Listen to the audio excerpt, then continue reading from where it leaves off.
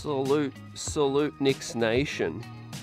The streets are buzzing tonight. Let's talk about the done deal. The Mikal Bridges deal is a done deal now. As we talk about the moving parts, Leon Rose cooked today, and it was a great day in Knicks land. 5:30 p.m. Eastern. Let's chop it up now with the best chat in the biz. Welcome in if you're new. Like and subscribe to the channel. Tonight, I'm going to shout you out, get your thoughts on this move as the New York Knicks send out Shake Milton in the trade to make the Mikal Bridges deal work out, fam. And they also receive Bates-Diop in the deal and send out Dadiet and those two contracts as well. Let's talk about it, as the Knicks have also inked their two rookies, right? Dadiet and Tyler Kolek. And that's a great move, and now the New York Knicks can fully focus on re-signing Precious Achiuwa and still have $5 million to spend. Welcome in, everyone. Salute Knicks Nation. Welcome into the chat, Johnny, Darren, Walter, Julian, salute, Jean-Marc, and Johnny Chop Low. What's up, Bodega? Great day in Knicks land too. We've been waiting patiently, and Leon Rose, man, has made the move as well. We avoid giving away Precious in a sign and trade. We avoided having to give up something we didn't want to in a Deuce McBride as well, and we can fully focus on also continuing to bolster the center position as well. And we're going to talk about the latest reports from Ian Begley, who is, confirming that the Knicks are still having discussions and there's still interest there in a potential Walker Kessler pickup too. But with the roster finalized, fam, we're going to go through the latest of the pickups today, and that is confirming that the New York Knicks send out Dadiet, his non-guaranteed contract, and we also send out Shake Milton in a sign and trade move as well. So he'll get a guarantee in the first year for $3 million, combined with Diakite's salary, makes the money work really well. I want to thank you to Shake Milton for agreeing for the sign and trade as well. That makes it all happen as well. So shout out to Shake Milton. He'll get a nice little payday for 1 year, and years 2 and 3 will be unguaranteed. But we also get in the Bates-Diop as another depth piece as well. He's earning a minimum deal, and he fits in. So he comes into New York City to the Knicks. He's 6'9", can play some 3-4 as well. That's a good pickup, sneaky good pickup as well. And we have the bird rights of Precious Achiuwa now, so we avoid being hard capped at the first apron, and we're capped at the second apron now. And we're not hard capped, which is great. We can go over and we can re-sign Precious. He's a restricted free agent, so we have his full bird rights as well. So that's what's up as well. So it does look like Precious Achiuwa should return, right? There's no reason not to bring Precious back because we can't really get anybody better. And also we have his full bird rights as well. But we'll also have $5.2 million in an exception taxpayer mid-level to spend and get somebody else in too. So we'll look at some other free agents around the board. Maybe me's thinking right now with this roster filling up that McCullough and Huck-Porty might be on a two-way. They might slide to a two-way if we do happen to spend that exception to get somebody else in, two guys. But what a great day. Leon Rose cooked as well. So these are the final details of the deal. Prezi, Maverick, Mac in the building. What's up? To die for, and Regular Joe. And Sadu, salute, CC, and D Linder. What's up, guys? Bates-Diop, he's a sneaky pickup. We're going to talk about his upside as well, but we don't know if he's going to stay long term. But we'll check out his game as well, because I got some film ready to go too on that. But for some other housekeeping moves, as I said, Shake Milton was a part of the sign and trade to make it happen as well. So thank you to Shake Milton for agreeing to the deal. We didn't have to give up Deuce. We didn't have to give up any of the second round guys as well. We didn't have to give up Mitch too. As a part of the great business done today, Leon Rose pivoted immediately to sign our first round draft pick and our first second round pick, Tyler Kolek and Pacome Dadiet, sorry, and we had to pay a buyout fee for the German club, as Ian says, 800,000 as well. And we're in a healthy situation now at the second apron. Reporting Bobby Marks, we're 17 milli below the second apron as well. That doesn't mean we have 17 million to spend. I know it's a little confusing. We are already over the cap, so we don't have any more cap space to spend outside of the $5 million exception and paying Precious Achiuwa, our restricted free agent. But by being 17 million below the second apron, that means if we do a future trade, we've still got a little bit of wiggle room to take back more salary in a future trade. However, we don't have 17 million to spend. That would be nice too. Reported by Mike Scotto, number 25 overall pick, Pacome Dadiet, has agreed to join the Knicks, clearing the way for the buyout, and now he's signed his first round rookie scale deal at 80%. So what Pacome did was take a little bit of a haircut in year one. Year two will be 120% to make up that money, but in year one, he's only taking 80% of what he can make. To and just for some further idea, as you guys can see here, Tyler Kolek will actually be making more than Pacome Dadiet in year one as well. And reporting by Fred Katz, Tyler Kolek has also signed a 4-year deal, 9 million, right? The first 3 years are guaranteed, so it's a huge deal for a second round draft pick, and that means that the New York Knicks really believe in him. They buy into him as well. So that's great. The Knicks have got it. The Knicks have locked it up too. Happy 4th to everyone out here. Salute, guys. Hope you've had a blessed day. What's up, buzzer beater? Tay-Mac. Tay-Mac says the roster's getting deep. Today's moves, fam, definitely can move the needle.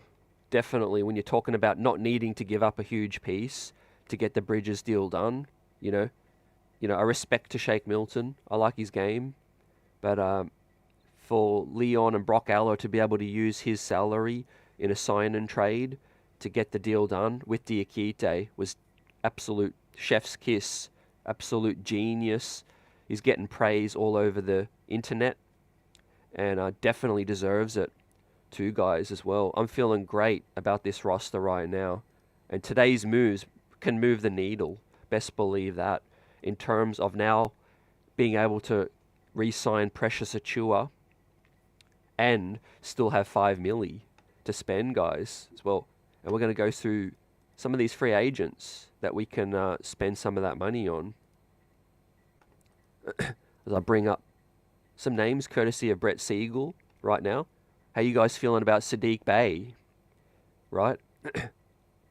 Gordon Hayward on a minimum potentially. Kayla Martin still available. Isaac Okoro is still out there.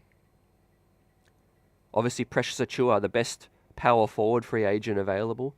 Dario Saric still out there. And of course, the centers, as the Knicks continue to check in with Utah about Walker Kessler. Chop low. So CT did a Josh Hart. I was looking at the roommate show. Yeah, nice one. Nice one. Chop low. Salute JT. David in the building. Happy 4th. Everyone out here. We have a super chat come through the building. Dirty Dancer, what's up? Salute, man. Appreciate you. Iconoclast 6, welcome. And I love your support and appreciate you. Thanks for joining us and thanks for the super chat. Guys, it's a great day in Knicks land today. Those familiar with Key to Bates-Diop's game. Let us know your thoughts. Sadu says Diop can scores, fam. Kawhi 2.0. Kawhi 2.0. I don't know how many opportunities he's going to get, but look, when you're trying to build a championship roster, the depth matters. It really, really does too. And I feel like we're fully insured for injuries now. Of course, we're a little light at the center spot in terms of traditional center, but in terms of bodies, we're pretty decent, you know. We're pretty solid in terms of, you know, we're definitely going to bring Precious back. You know, we can go over the cap now that we're not hard capped, and we're 17 milli below the second apron, right? But Keita Bates-Diop, he gives us more size, you know, 6'9". And now part of me is thinking a lot of these rookies are probably going to get more G League time when we're talking about, you know, Kevin McCullough, Huck Porty, Dadiet, and Kolek, obviously potentially as well. How many minutes will they get early? I don't see them getting many minutes. Maybe outside of Huck Porty, you know, if we're stretched with foul trouble or bigs. But obviously those guys have a chance to earn their minutes and coming in. But when you're trying to compete for a championship, the bar is raised. The bar is set high. And I think that's a, you know, it's a great learning experience as well. Think about how there's no better guy to learn from, you know, if you're Kolek, behind Jalen Brunson to, you know, Precious Achiuwa could continue to develop. You know, he had one of his best seasons of his career, found some stability. And I think it's going to be excellent for Precious to stay here and continue to, you know, improve. I think that's what it's all about. When we're talking about, you know, getting closer to winning that chip. To Dirty Dancer says, I don't mind getting Lowry, but saving the $5 million for a buyout time is an intriguing idea as well. I was thinking that as well, too. When you look at the need right now, there's not a center that's going to command $5 million. So do we save the $5 million? That's a great point. I think that's a good idea. Charlie Ward's cousin in the building. What's up, Tariq? Says bring back Chewy and be done with it. The Knicks have enough to contend as well. The Celtics won the chip with a 38-year-old big and KP as well. What's up, Jean Chiril? What's up? Happy 4th. I don't think a Walker Kessler's going to put us into a championship contention. I know some of you are higher on him than others as well. I was talking to Mark in the comments section yesterday's show. And a lot of others are pretty high on the move. I think Leon's just kicking the tires right now. I don't think, you know, he's going to move heaven and earth to get Walker Kessler as well. Would he be a very solid option? Absolutely, you know. Would he be an upgrade over Sims, Huck Porty, and Precious? Yes. He'd still be behind Mitch, in my opinion. Obviously, though, the durability concerns for Mitch, you know, are still there as well. But like Dirty said, about the $5 million we have to spend, right? We just wait to see, you know, when we might need it. Maybe at the deadline, I think.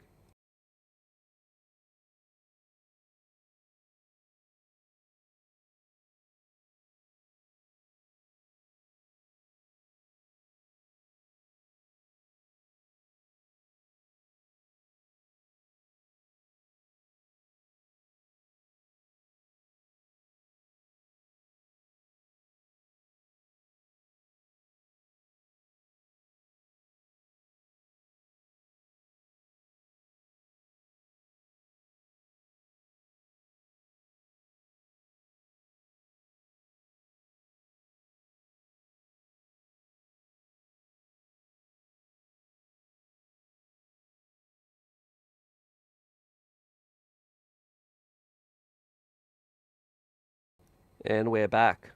Guys, salute. I hit the back button, the wrong button again as well, so that's on me. Apologies. And we're going to keep things buzzing, right? We ain't going nowhere. It's going to be a long stream tonight. We're going to talk about the Knicks' future and stacking up in the East as well. But great piece of moves for Leon Rose today. Pleasant surprise, you know, signing the 2 rookies. Really, really pleasant surprise getting the 2 rookie deals done, and I'm going to assume that you know, Huck Pority and McCullough might be, you know, a little bit later, or there might be 2-way contracts as well. We can always convert those to major contracts when they come up as well. So we got the biggest piece of business done, well, the 2 biggest pieces of business done. Like Tariq said, we're good at the center spot with bodies. Let's get ready for Summer League. Now let's get ready for Summer League. Jean-Marc says, once Begley has it, it has legs. Great sources in the Knicks org. Dude, I think, yeah, in terms of the Kessler interest, I believe that. Definitely. Bowen says, front office really cooking. Parish Duggar with the super chat. What's up, CT? Yo, man, I love this team as it is right now. Too. I think we do, man. I do. You do. A lot of us do. Now we're scary. We're definitely scary too. Sneaky pickup with the key to Bates-Diop as well, and sending Shake Milton, a player that wasn't a part of the New York Knicks plans, too. And also Dirty agrees, you know, curious if McCullough and Ariel are 2-ways as well. Anything for flexibility, I think. I think the Knicks are going to keep that flexibility going too. Wow, buzzer beater. Today's my born day, CT. Blow the horn, fam. Salute. Salute. Buzzer beater. Hopefully I got the horn on me, but if not, you're going to get a different sound, fam. You're going to get something different too.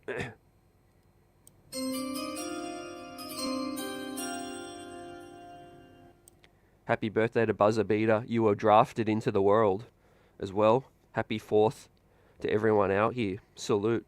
Great day in Knicks land. You were born into the world as an all-star.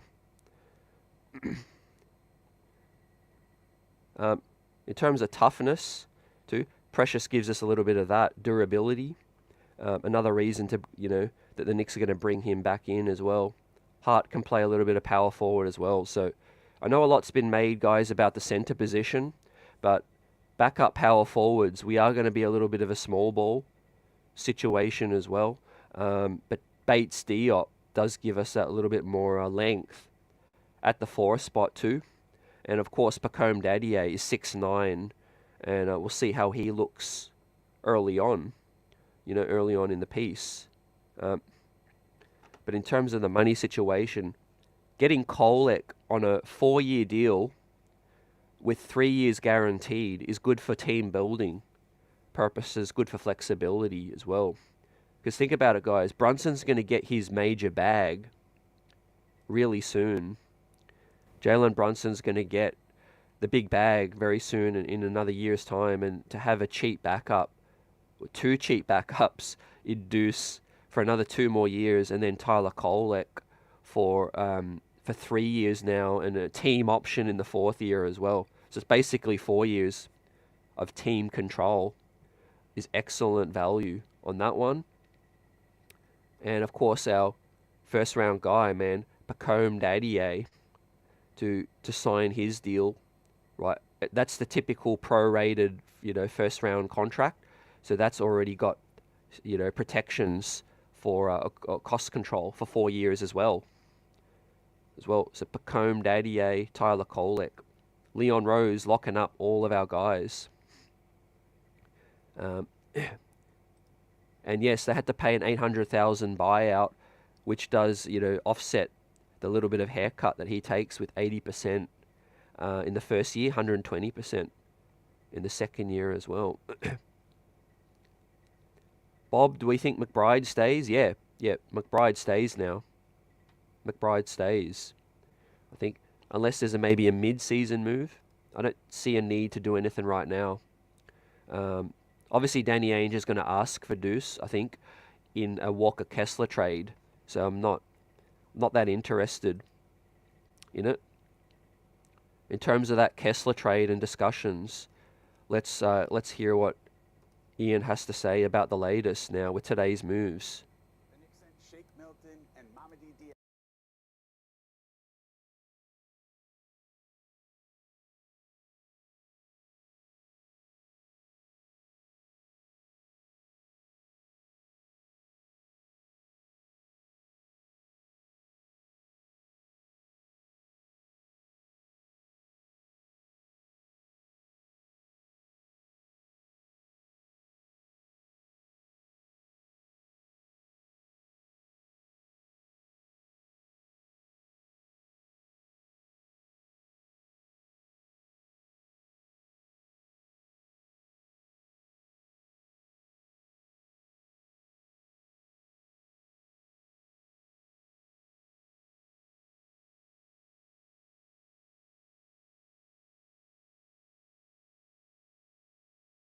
backup center because they still have to replace Isaiah Hartenstein, who departed for OKC.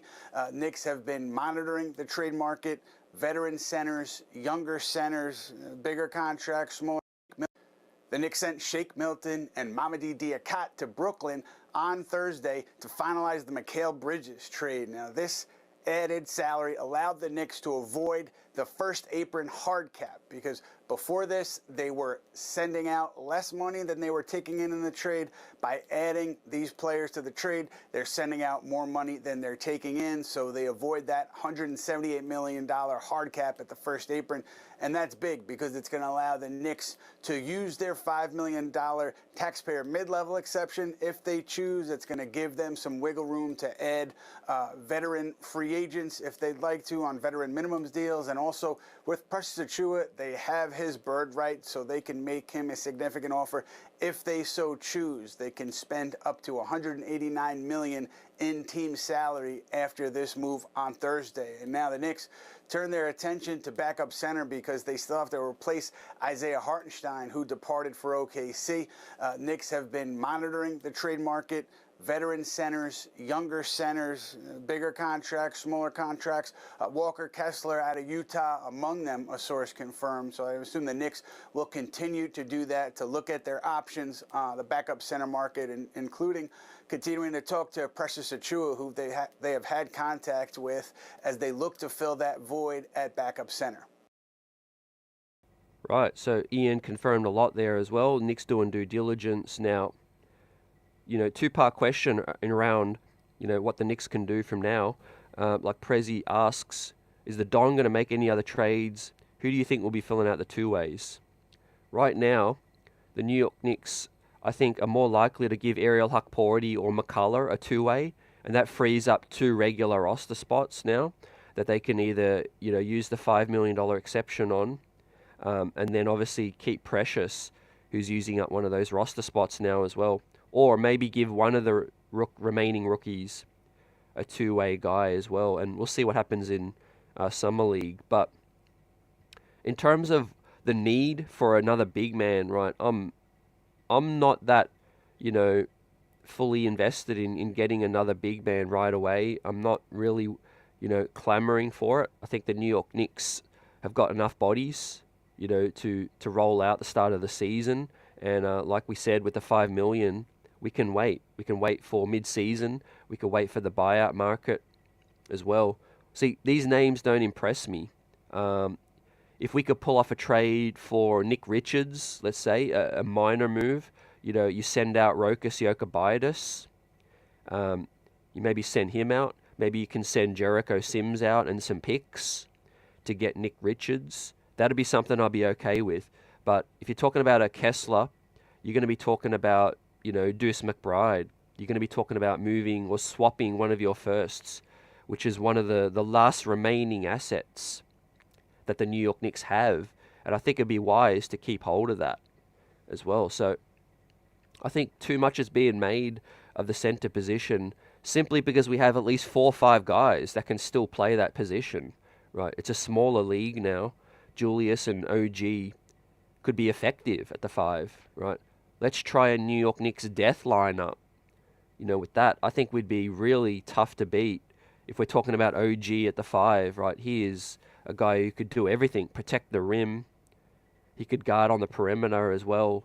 He can guard post-ups as well. And his size, we saw it against Joel. He really did slow him down. And kudos to OG and what he can do, fam. Salute Julian. What's up?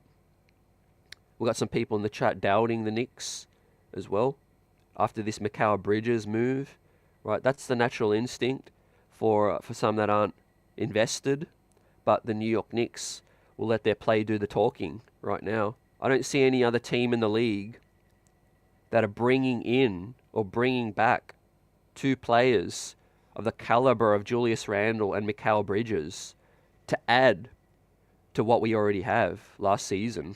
Of course, Mitch is going to come back into the start of the season healthy as well. He didn't finish the season healthy as well. So we're going to get Mitchell back. We're going to get Julius. And we're going to get Mikal Bridges. Right. even if I'm looking at Philly, they didn't make moves to that extent, right? They're bringing in Paul George and a bunch of role players, right? Paul George and a bunch of role players does not offset bringing back Julius Randle, Mikal Bridges, right? And improving Jalen Brunson as well. Had his best season of his career, you know, top 5 MVP and first time All-Star.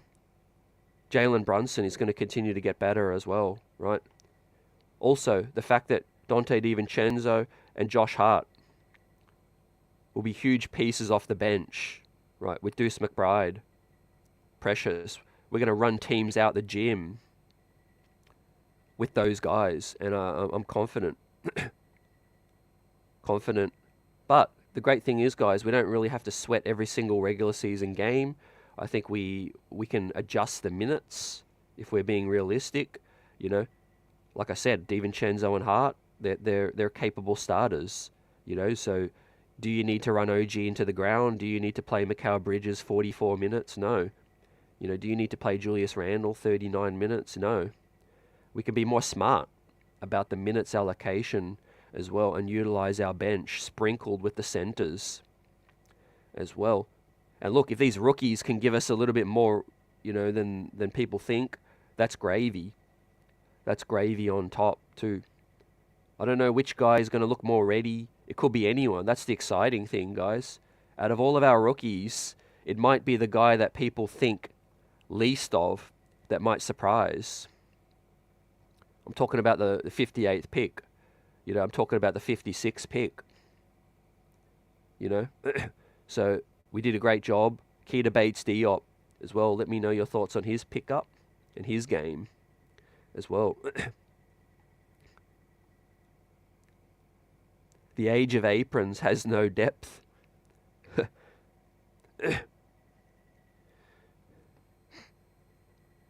Dario Saric would be a good pickup, says Jack. Can pass, shoot the three. Yeah, I've been talking about Dario Saric going back, I think, since 3 days now.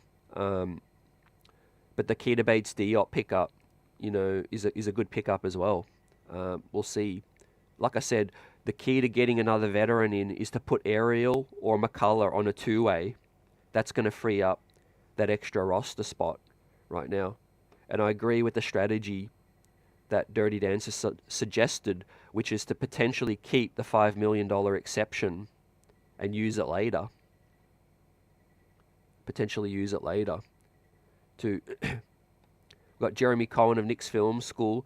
He's saying, I'd like the Knicks to re-sign Precious to a modest ascending contract, could then use some or all of the taxpayer mid-level exception on a vet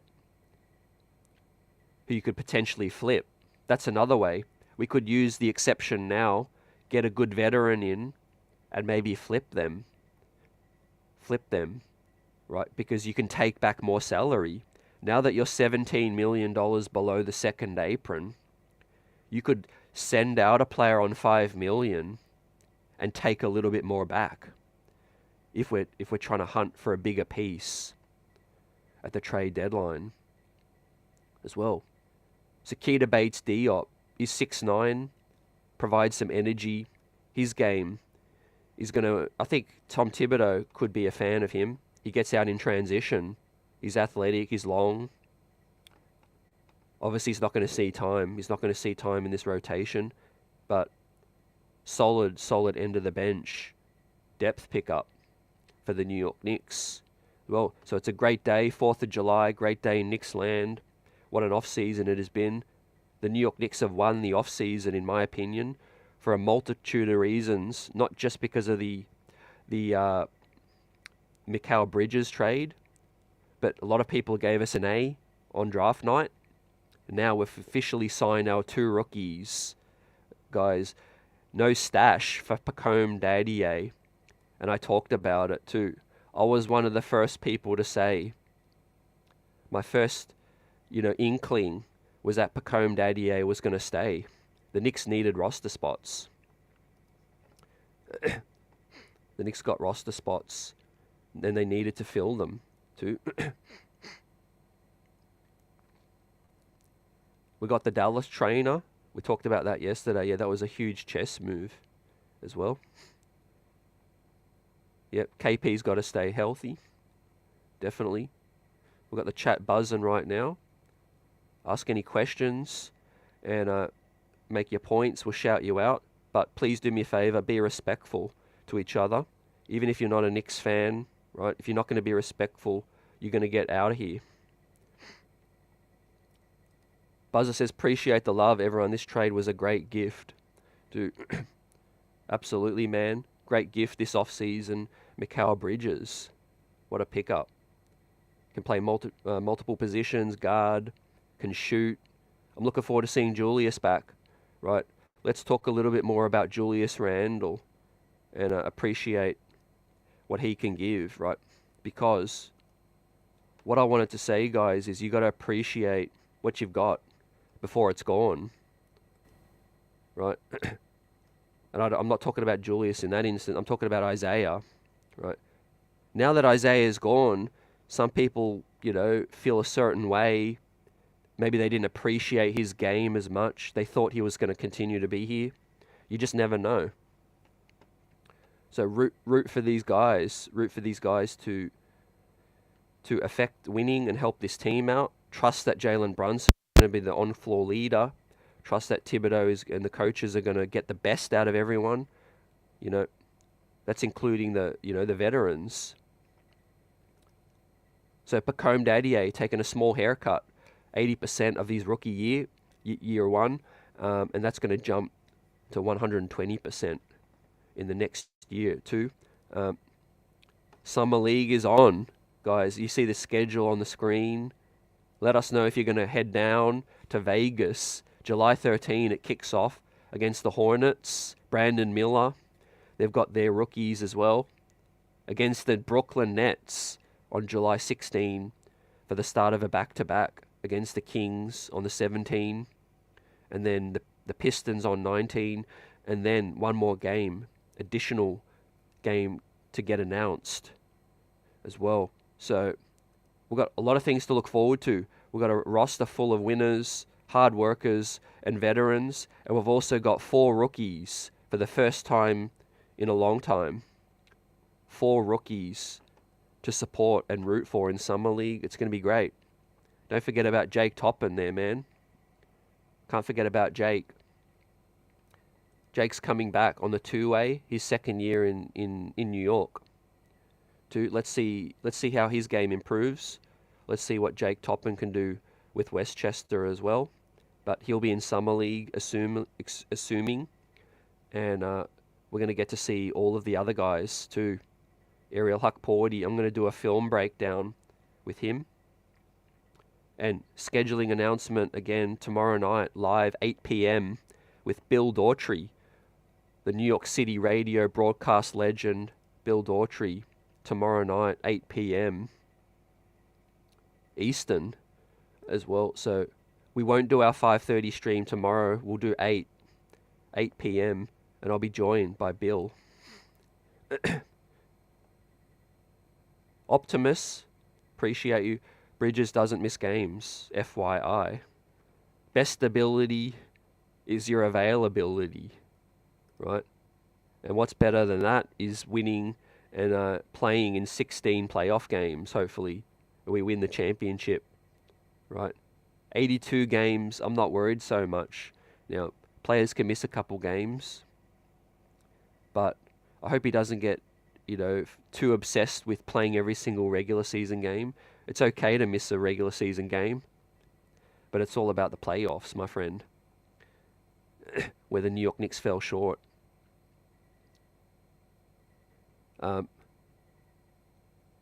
Against the West, right? West Coast trips, we're not going to fear those. Denver, we've had the leg on. We beat Minnesota, remember, at MSG, when OG became a New York Knick. We've got Bridges now, too, so that's beautiful. How would you guys like to deploy our 2 defensive wings? For me, Mikal Bridges, I think, is a better perimeter defender. I think he can guard 1s and 2s a little bit better than OG. OG's your bigger wing, jumbo wing. I think he can bang with the the threes, the fours, the fives, but he can be that help defender as well. So other teams will try to put these guys into action and try to get a help defender OG out of the way. So it could work like Julius can defend the corner 3-point shooter, and OG can be more of that help defender and, off the weak side and come and protect the hoop as well. But I do like Mikal Bridges defending the perimeter and slowing down the point guards.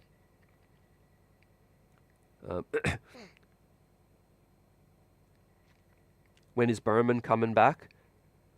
We'll see. We'll talk to Berman maybe closer to the start of the season too. We'll go through Summer League and all of that. But appreciate you asking as well.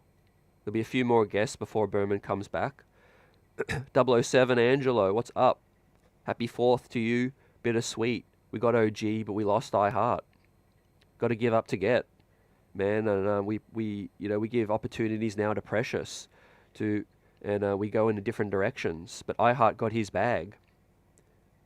That's the nature of the business, right? When iHeart came in here, not that many people were knowing of what he was capable of. So let's look at another guy that we're going to get, whether it's Nick Richards, Precious, Ariel Hakporti, Mitch, continuing to be dominant. We can do it by committee. Center by committee, in my opinion. Georgie, what's up? We haven't signed Precious yet. Not confirmed, but the writing's on the wall. The writing is on the wall, fam. He will stay. The New York Knicks can go over the cap to keep him as well. So we don't have to worry if a team, offers something stupid, right? I mean, no one's going to use a whole chunk of cap space, to give Precious some crazy offer, I think, and the New York Knicks can get there because we're 17 million below the second apron. We're cooking with aprons right now. Leon Rose cooking with the second apron on. Optimus says, here's something to keep in mind. Bridges will help pick up the slack for OG. Keep OG's minutes below 36. Yes, I like that, especially on back-to-backs. You're definitely on point. Definitely. Buzzer says, CT, who's that on our third string? Only recognize Kolek, Diop, and Sims. It's Kevin McCullough and Pacome Dadiet. So yeah, according to left to right, it's Kolek, Kevin McCullough, our 56th pick, and then Pacome Dadiet, our 25th pick, and then Bates-Diop and Sims as well. Nasty third string lineup too. That's nasty, that third string lineup too. Welcome in if you're new, guys. Glad you could join us. Smash that like button. The streets are buzzing. Beautiful day in Knicks land today. I hope everyone's had a blessed day. But yeah, Precious Achiuwa will come back. Right, that's a no-brainer. Nothing confirmed yet, but that will happen too. One of the reasons I'm not sweating the center position so much, and everyone seems to want to talk about his injuries first, but let's talk about what Mitchell Robinson does when he's playing. Let's talk about what he does when he's playing. Man, he was on point this season, right? Isaiah Hartenstein was the New York Knicks backup before Mitch got injured, right? So none of this talk like we don't have a starting center. The New York Knicks have a starting center, and he's one of the best defenders in the league. Should be an all-defensive team player as well. He's feared when people want to go to the rack as well. And he's an alley-oop lob threat too. So Jalen Brunson's going to continue to grow his game. Tyler Kolek will look for him as well as Deuce McBride. Right? We're gonna get Mitch rolling to the bucket. Right? Maybe the two dribble, off the dribble handoff. Mitch can beeline to the cup. Even that would be super helpful. He's working on his free throws right now too. He's stayed out of foul trouble for the most part. He was our best individual defender on Joel Embiid. And that's why Embiid got frustrated. Embiid pulled him down. Embiid pulled Mitchie down as well because he had no answer. He was frustrated. Mitch has always been a good matchup for Joel because he's big, but he's more agile. He's more mobile. So he's a great matchup. He's big enough to guard Joel, but he can also move his feet and knock Joel off the block as well. And then, of course, you got OG as the help defender, right? He's swarmed like he's in a straitjacket. See, where Embiid went wrong, he wasn't making quick decisions, right? Embiid thought he had time to try to, post up, dribble, back him down, 3 dribbles. It was too late. By then, Joel Embiid couldn't get a shot up because OG was there. And I think we played outstanding defense against Philly in the 2 final games of the series for that. And defense is what won us the series against Philly. It was a slugfest. It was offensive team versus offensive team, but the Knicks defense stepped up when it was needed. And OG, also showed how valuable he was too. So to ease Mitch through the season, center by committee right now. I'm not giving up Deuce McBride for a Walker Kessler. I think that would be a very short-sighted move. I do rate Walker Kessler. I do think he could help. Absolutely. But sometimes we just don't need to go for that home run. We just need a single or a double right now. We don't need to get too crazy. Right? We don't have to overthink it. We've got center bodies as well. You bring back Precious. You play a little bit small ball as well. But you can still sign another veteran, right?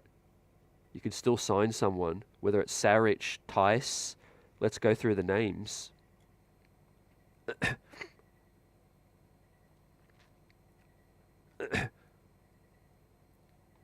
Nick P says he was a dominant defensive player. The Knicks want to contend. You don't want someone to really share the load with to keep him fresh and avoid the injuries. Yep. You do want someone to really share the load. Yep. Mitch has really never been a 38-minute kind of player anyway. So I do think we will keep it towards the 30 minutes. And that's how it is.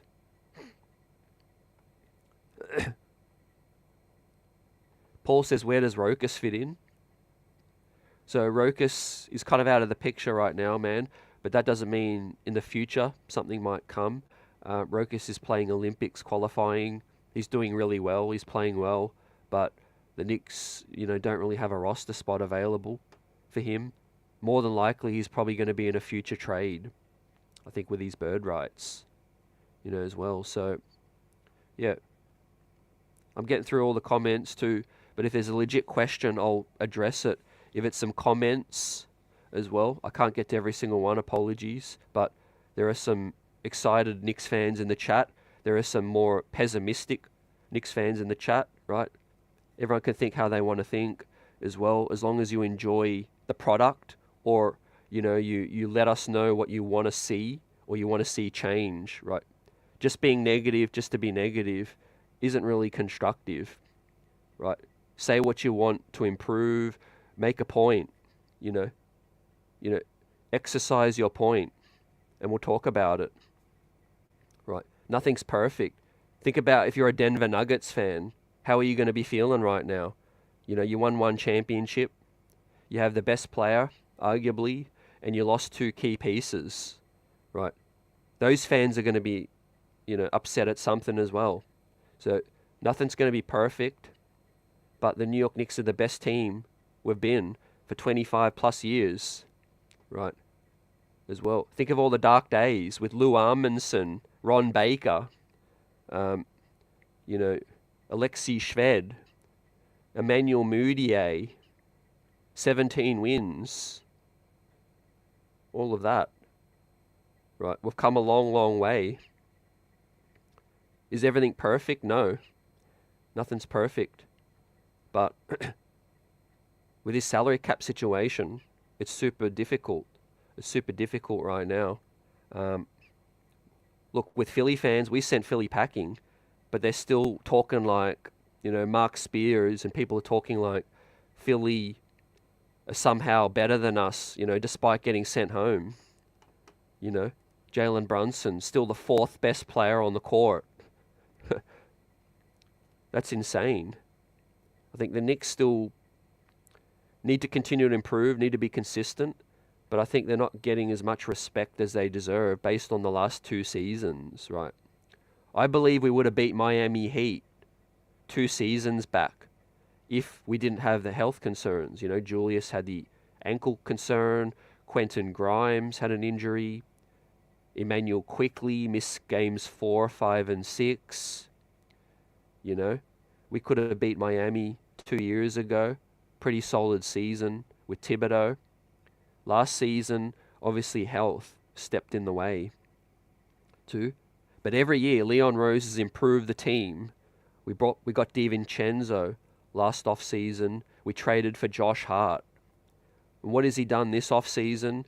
He's made another significant upgrade with Mikal Bridges. A significant upgrade as well. And keeping some guys. You can't keep everyone. But if we keep Precious here, we've drafted 4 rookies, which people said we wouldn't. I always felt we would at least draft 2 players. People thought we would give these picks up. And so Leon Rose is still keeping an open mind. He's, building on the margins as well. You have to salute that.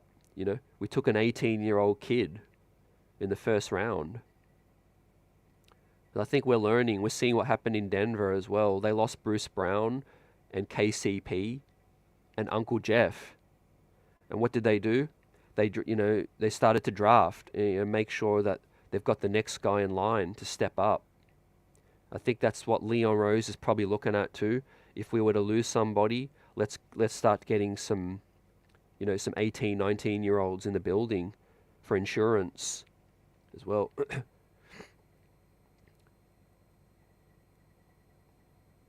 Anthony says Mikal Bridges overrated. Okay, are you a Nets fan? Let us know.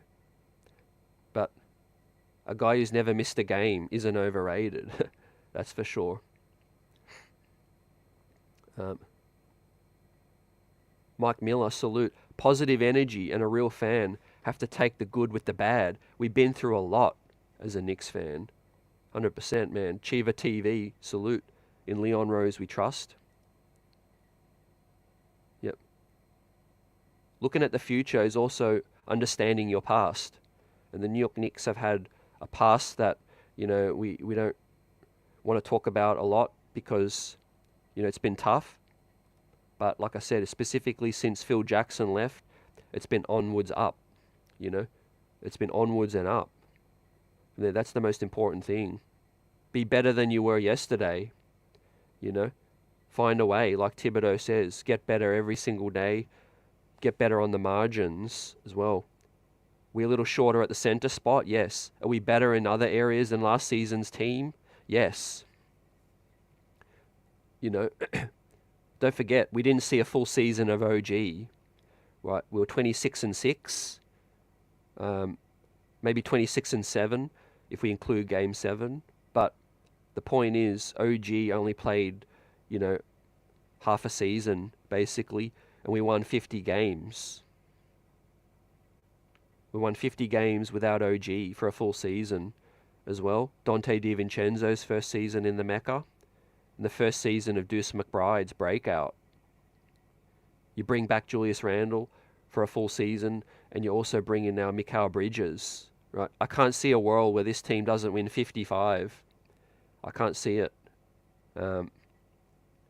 Because we're going to steal a lot more wins against Western Conference teams, right? But no doubt, guys, the Atlantic Division is the best division in the NBA right now. What a world. What a time to be alive now.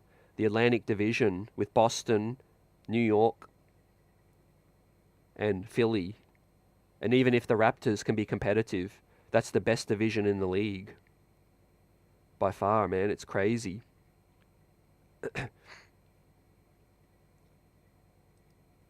Nicken and Hicken says Alex O'Connell got signed by the Knicks. Yeah, we talked about him yesterday, fam, in terms of he's the first Summer League announcement. Now, he's 6'6" out of the Stockton Kings. He's a solid pickup. Appreciate you. He'll round out Summer League. He's an Exhibit 10 contract too. So, as we just summarise the deal today and how effective it was that Leon Rose was able to use Shake Milton, we're now 17 million below the second apron as well. So, if we can sign someone for 5 million exception, we could trade them at the deadline and take back a player with more salary.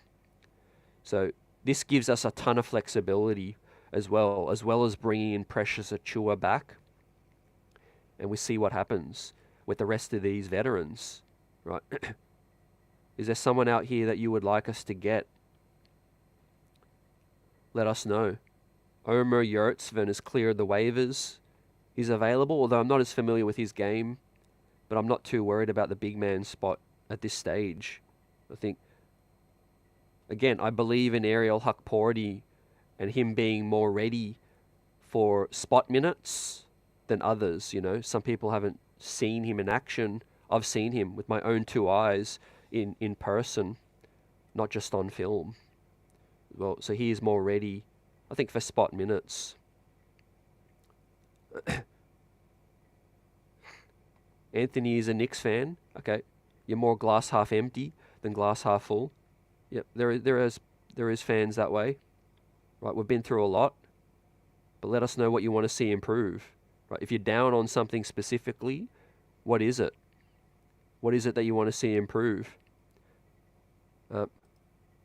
Michael, do you think the Knicks need to do anything else besides re-signing Precious and maybe a vet min point guard like Kyle Lowry? Great question, Michael. I think maybe in this current state, less is more. I think right now chemistry is big. Once you start to fill the locker room with more mouths to feed, it's tricky, fam. And we've got some rookies that I think could earn some minutes. Maybe there's room for one more. You know, if we want to move Hukporti to a two-way, we definitely keep Precious. So he's there. He's assuming he gets re-signed. But what I would do is maybe add one more body too. You know, it could be a big man depth signing or a Kyle Lowry, just something that makes sense. But right now, our rotation's pretty deep. You know, our rotation's fairly deep. And like I said before, with the rookies' progress, it could be gravy if one of them or three of them step up, you know, and be, you know, more dependable at some point this season. Maybe not right away, but I think, yeah, Summer League is going to turn some heads too, fam. I'm excited, guys, about Summer League as well. Summer League is kicking off in 9 days right now as the Knicks start their practices. They haven't announced the full squad yet, unfortunately. We're still waiting. But Alex O'Connell is a part of that, and so will the New York Knicks rookies. Now, that Pacome Dadiet and Parko, as some people call him, that might stick. What do you guys think? Should we call him Parko? And I think Tyler Kolek would definitely be in Summer League. Those guys have signed their contracts today. Jake Toppin might be Summer League as well, so that's going to be great. Summer League is kicking off early. There's 3 Summer Leagues. Salt Lake City is kicking off tomorrow, I think, or on the 6th. And then there'll be the California Classic Summer League after that. And then there'll be Vegas on the 12th. Knicks versus Thunder, can't wait. It says Nicken and Hicken. Yeah, let's pencil that one in, fam. How would you receive Isaiah Hartenstein at MSG? How would you receive him? Right, after that. He went to war for us in the playoffs too, right? He got paid double. So I'm disappointed he left, right? That's a normal feeling to have. But I also still respect him, right? He's not, you know, Isaiah Hartenstein's not a chump that, you know, left us short. You know, when he was a New York Knick, he left it all out there. You know, That's all that matters to me, right? If you leave it short while you're on the court for the Knicks, then you can feel a certain type of way. You know, like Kristaps did force his way out. You know, he wasn't feeling it. Some people have forgiven Kristaps. But Isaiah really wanted to stay. You know, the money just wasn't what it needed to be. You know, the salary cap was the main enemy with that one. Julian, I believe in the kid Huck Porty as well. He's getting a real hive now. Huck Porty hive, stand up. Ariel Huck Porty. You know, he's not a collegiate rookie coming in. I think he's more ready-made, and we'll see it in Summer League. Hopefully he goes up against, well, who is he going to go up against with the Hornets, right? Maybe Mark Williams is in their squad. Unfortunately, we don't play the Heat, so Kalel Ware, Zach Edey won't be there. But with Brooklyn, maybe Day'Ron Sharpe. The Kings, I'm not sure who they've got. And of course, the Pistons as well. He'll be going up against Jalen Duren. That'll be interesting, guys. A lot of people upset we didn't get Jalen Duren. We might be seeing Ariel go up against him. So the Knicks made moves. Leon Rose, Brock Aller. The best. Brock Aller is the best capologist in the NBA, and we knew that when we stole him from Cleveland. We also stole Casey Smith now, the lead sports science doctor from Dallas. Well, he's going to help OG and Mitch stay fully healthy, and Randall and rest of the crew.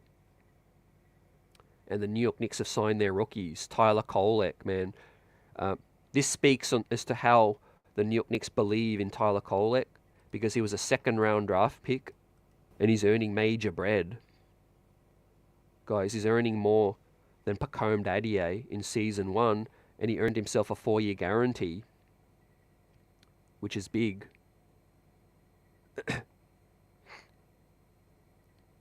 Dimitri says, unfortunately, the rookies will be trade bait down the road. We can't predict that. We can't predict that yet, but the best thing is we have 4 rookies now, and we'll see who of them, you know, shine. We'll see who progresses as well, but I think they've all got something to give.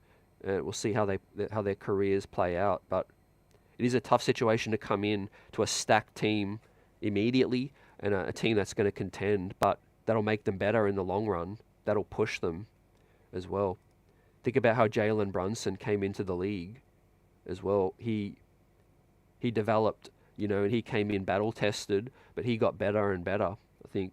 And I think Kolek is going to learn well off him. I think McCullough is, you know, really going to look at Josh Hart, his game. And I will see, I'm high on Pacome Dadiet as well. If he's physical tools and he could put it together, you know, he could be really a steal. He could have been a lottery guy. AP says 57 wins.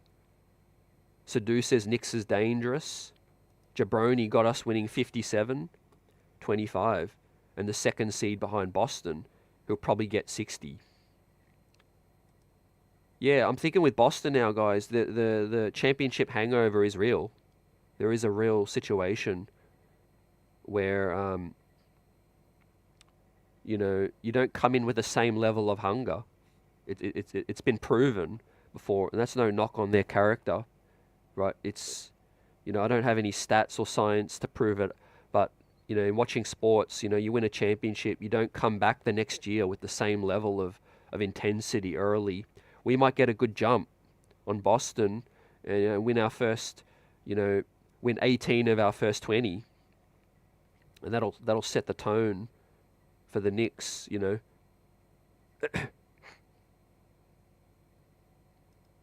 Yep, Tariq says Brunson is too slow, can't jump, not athletic, he's too big, he's not quick, he's overpaid. Yep. Keep doubting him. Definitely. People need to keep doubting him. Dirty says Parko's fun. I like Pac-Man. That's a good one. Pac-Man. He can definitely finish at the hoop. He could stuff it. Just like Pac-Man.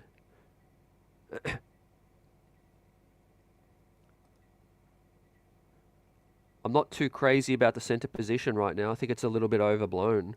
The game is changing. You could find advantages other ways. OG is a real hybrid 5, in my opinion. We've seen it. He's a do-it-all. He can guard, he can switch, he can help and defend the rim, and he's big enough to guard post-ups as well. When he sticks that big forearm in front of him, we've seen Cat, we've seen Joel can't back him down. That's a big weapon in the post as well. Once the help defender comes, the guy's screwed, the offensive player. As Tibbs says, you defend as a team. We don't have to really rely on individual defenders so much now, because we've got excellent help defenders. When you're talking about Hart, Mikal, OG now as well. And I think, we're dangerous. And even if we give up rim protection, I still see us being a 50-plus win team. And, in the postseason, it's all about matchups. We match up really well against Embiid and Drummond. Don't forget how he did Drummond last season. And Joel Embiid has to be healthy for him to even affect the Knicks. Kristaps Porzingis and Miles Turner, they just like to stand out on the perimeter as well. So when it comes to regular season and playoffs, it's different. I think we match up well postseason with small ball lineups too. Now that you've got Mikal, like you said, you can deploy OG in other areas to help you, and still have Mikal Bridges, and Deuce McBride and Hart DiVincenzo as well. So Tibbs has never had a squad like this, right? That's a fact. Tibbs has never had a squad this strong before, not the 11 Bulls. I don't care if Derrick Rose was the MVP, right? You're talking about Joakim Noah, Taj Gibson, Luol Deng. That's not on the level. Look at the Knicks starting 5.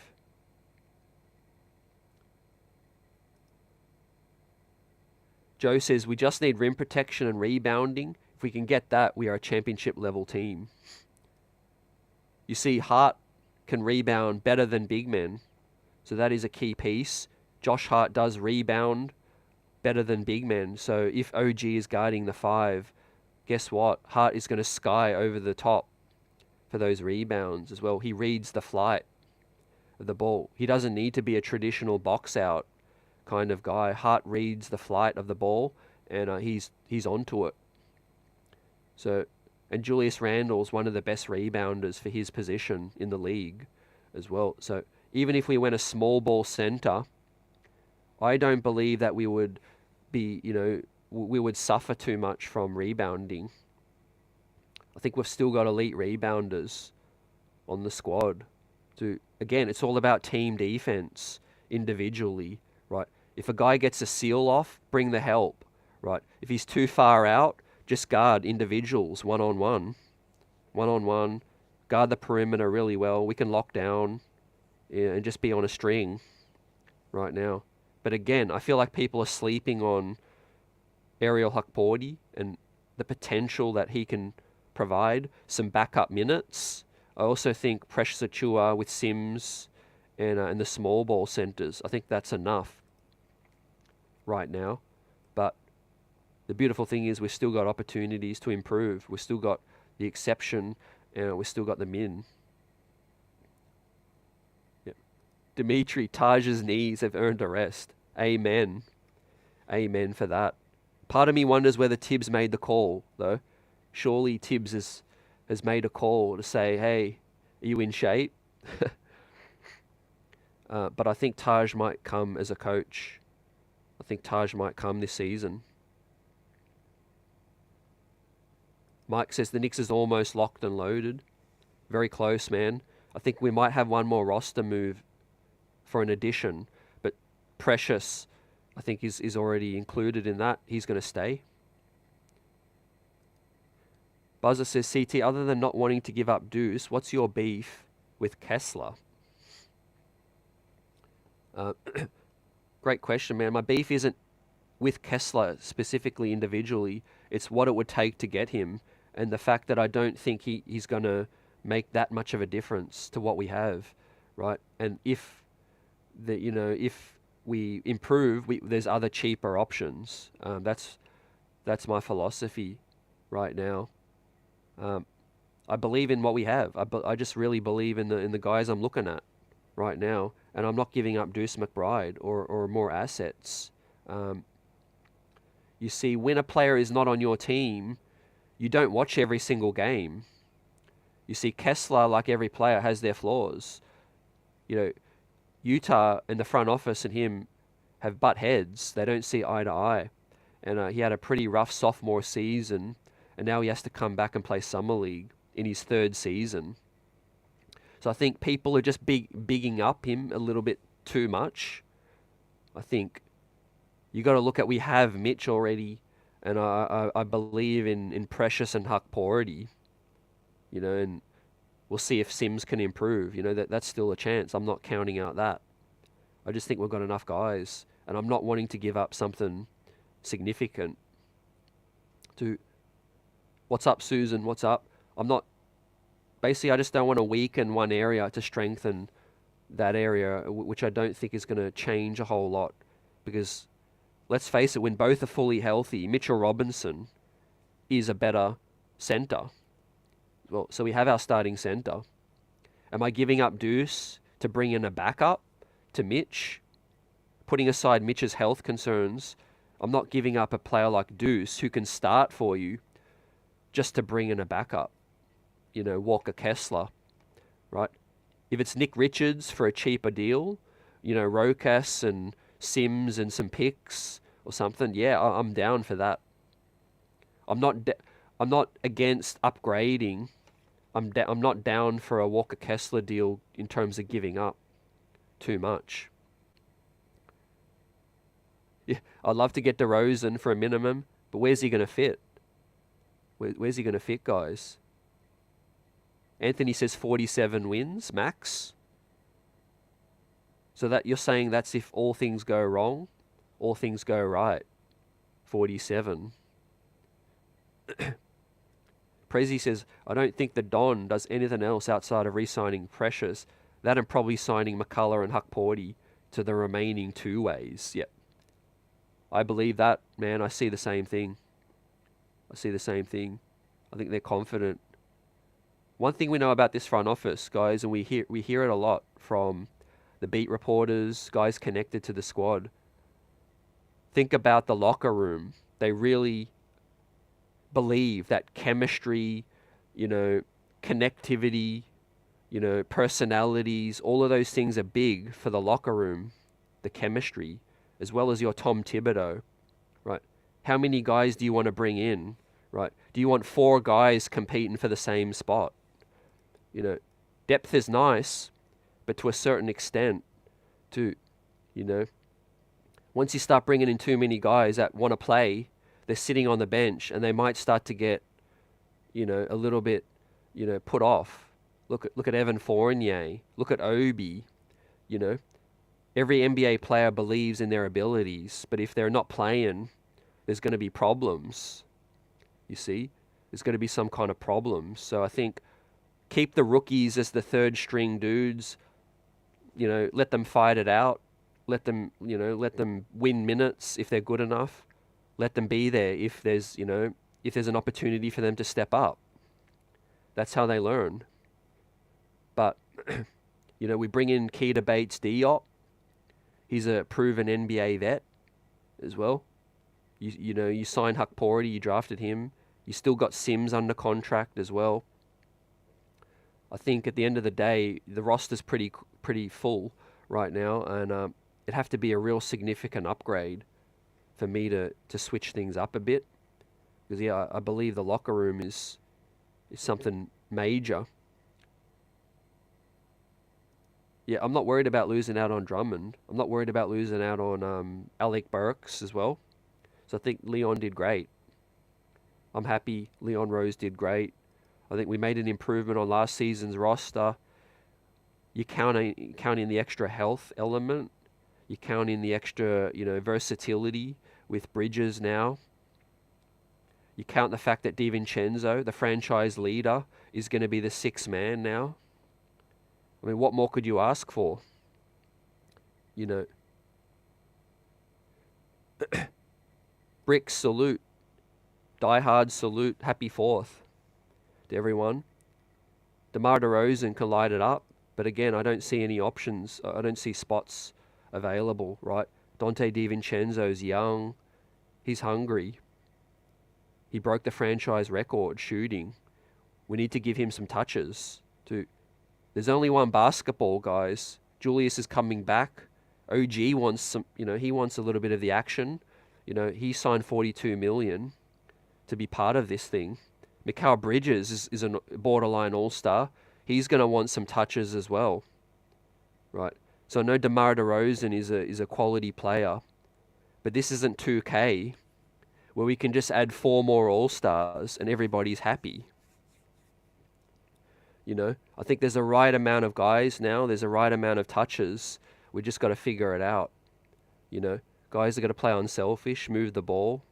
But from what I saw, for the most part, OG was standing in the corner on offense mostly, and he showed that he could do a little bit more. And then obviously Mikal Bridges, we got to see, him bring his game to New York City now. Obviously, I think there's a little bit more pressure on Brunson to move the ball. That's what I'm thinking. Brunson can show that he could be the top scorer, but I don't think we need that from Brunson this season now, when you got Julius and Mikal back in the building. Yep, Cameron, we got Keita Bates-Diop. He's on a cheap deal. It was a great pickup. Nice swap as well. Brooklyn and the Don, Leon already agreed to the sign and trade kind of deal. He couldn't try to exert more, from the Knicks. And of course, we sent out Shake Milton as well. He gets a little bit of a bag, and it was a win-win. Win-win. Brooklyn, get your picks. Brooklyn made the right decision. I'm not going to give Brooklyn credit. They needed to do this move. They weren't going anywhere with Bridges, and they got the draft picks they needed. Yes, it was a haul, but we did get our guy.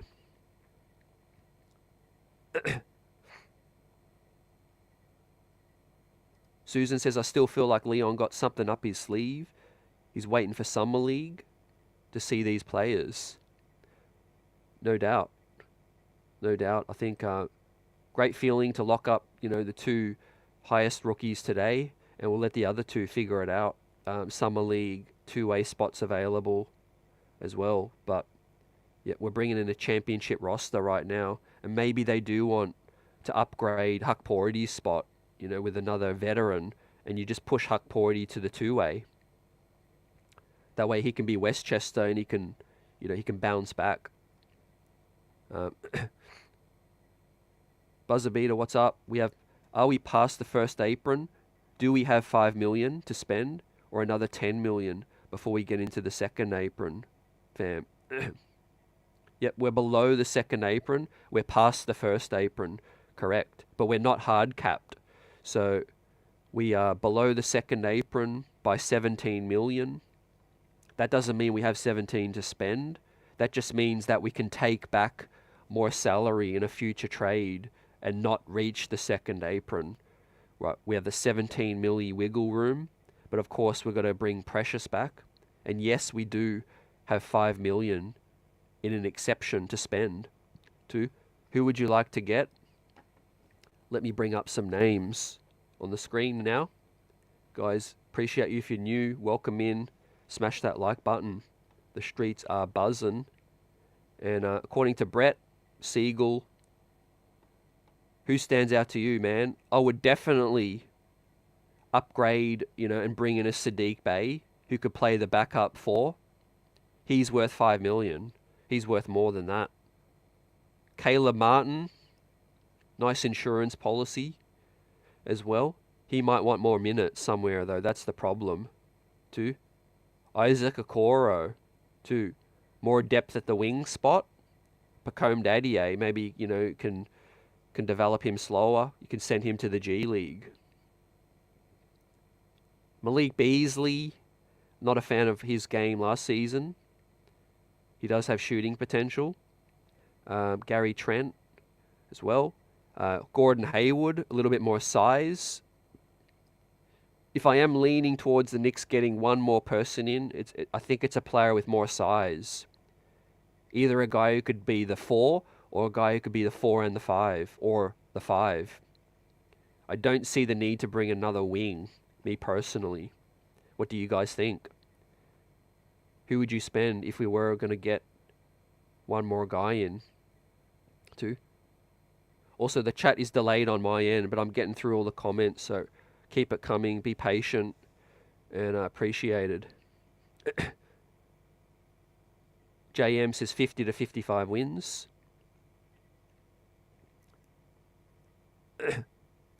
Bronx Roots in the building, salute. You've got to disagree with me about the Deuce situation, and you feel like serviceable 5s are harder to get. Yep. I understand your point. Definitely feel what you're saying. I like Deuce, but I wouldn't let losing get in the way of acquiring Kessler. You know my saying I like to say, you can't teach size. I do appreciate the big man. I do appreciate, what they can do. I just feel like I'm higher on Mitch, and I'm okay with the backup we have in order to not give up Deuce. You know what I'm saying? I would give up to get something in the past. I was high on the OG deal. We had to give up something to get. But I just feel like people are sleeping on Mitch a little bit more. They're emphasizing the injuries and all of that. And they're also maybe underplaying Deuce's value a little bit there as well. David says Knicks dropped the ball on Jalen Duren. Look, he came in with a lot of hype, but right now he's not doing anything to make me regret that, Now, could he ball out in the future? He does have promise. He does have that promise. Jasper says 9-man rotation. Yep. David, we did lose Hartenstein, the chemistry. That is something that we did lose, but we added in other areas. So that's the thing. That's the skill of being the GM. You've got to compensate. You lose something, you add something elsewhere. Again, look at Denver. They're the great example. They won a championship and they lost a few pieces. They've had to, figure it out. Some people believe you win a championship on the floor. And some people believe you win the championship in the front office as well. I believe it's kind of a both. I believe it's both. The coaches in the front office can't shoot the basketball, but also the players can't control the other moves as well. So if you have great players, but you have a crappy front office, that's not going to fly. But if you have an excellent front office and you've got trash on the court, you're not going to win either. I think the New York Knicks, if you're looking at both, look at the product on the court and look at the front office, we're right there now among the elite of the NBA. Right? And Leon Rose has proven it. Brock Aller, Wesley, Rosas, Walt Perrin with the draft. I think altogether, I think the Knicks have had a very solid off-season. We've still managed to improve. That's the hardest thing. The bar is set higher now. When you win 50 games, some organizations can't improve after that. As the bar keeps climbing, you keep having to improve, and you got to do something bold. And that's what the Knicks had to do. They had to get Bridges. They had to do something bold. Because it's hard to improve on 50 wins. What's up, River? Salute. Yep, you're from Mountie, right? Salute.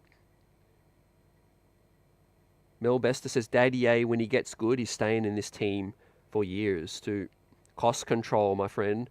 It's a great thing that the New York Knicks desperately need now that we're top heavy. We've got Kolek under cost control for 4 years and Pacome Dadiet for 5 years, 4 or 5 years as well. So excellent moves for that one, man. Kevin says, I hate watching Josh Hart at the power forward spot. And Tatum, Siakam eats him alive too. I agree, man. I've said this all season in the post games. I think even you saw Hart's body language. He doesn't really want to play the 4. It's kind of a rare situation where he's he's an elite rebounder for a 4, but he just gives up the size, I think. But I don't think we have to worry about that so much. Do we get a Dario Saric in the building? Do we get a Omer Yurtseven as well? Yep. DeRozan, Nick Killer. You guys are on fire. Salute. Dimitri says Kessler is CAA. That's something to look out for, no doubt. Where there's smoke, there's fire. Leon Rose and the front office have talked to the Jazz about it. But Leon, he won't do a deal that he doesn't like. He will walk away. He's left Danny Ainge at the altar once, and he'll do it again. He'll do it again, too. You got to feel like the Knicks feel strongly about Deuce based off of the reporting where we had 0 to no interest in including Deuce in the Bridges trade. I think Kolek's not proven yet. Well, as much as I'm high on Tyler Kolek, he's not proven yet. Deuce is still very important to this squad, too. But to Bronx Root's point, I understand that as well. It's tricky. You want to improve the big man spot. You got to give up something. Well, I'm just not prepared to give up Deuce. I believe we're strong in the backcourt. I would rather keep that strength. And I think we're okay at the big man spot. We're not in a great situation, but I think we're okay. I think small ball could be a real weapon, guys, when we look at the Knicks squad. We're more versatile than we've ever been. And whilst I'm not the biggest proponent of Julius at the 5, I think he could stay at the 4 and OG could guard the 5 as well. Julius can play the 5 on offense, obviously 5 out. But when it comes to defense, OG can be the one to guard the center so that you don't have Randall banging with the center situation with the shoulder with that one. But look, Precious Achiuwa coming back remains it's on the cards, I can't see that move not happening now that we can exceed to keep Precious. We got to believe in the development still. Precious had his best season with the New York Knicks as well. Some people are praising Tibbs for Isaiah's development, Mitch's, and the rest of the coaching and the squad. Let's buy into that. Let's continue to think that Precious can get better, and so we don't have to give up other pieces. With that said, I think Precious did a solid job on Siakam. Miles Turner, again, he likes to come out on the perimeter a lot. He's not a rebounding threat. But when we are looking at Joel Embiid, obviously Mitchie is important for that to be healthy. Prezi says, could Precious be the new key to Bates-Diop? Sorry, is key to Bates-Diop could be the new Precious. We now know that Tibbs likes to play 9, so no more immediate announcement on Precious re-signing. Do you think that is the play? 100% that is the play, fam. Precious loves New York City. He's got family in the city as well, from what I heard, and he's also close to OG. I think that'll be solid for OG to have, someone from the Raptors side, connections as well. Really solid locker room guy as well is Precious. He fit into the culture. Yeah. Ronald says OKC in the West and still pulled an undermining move.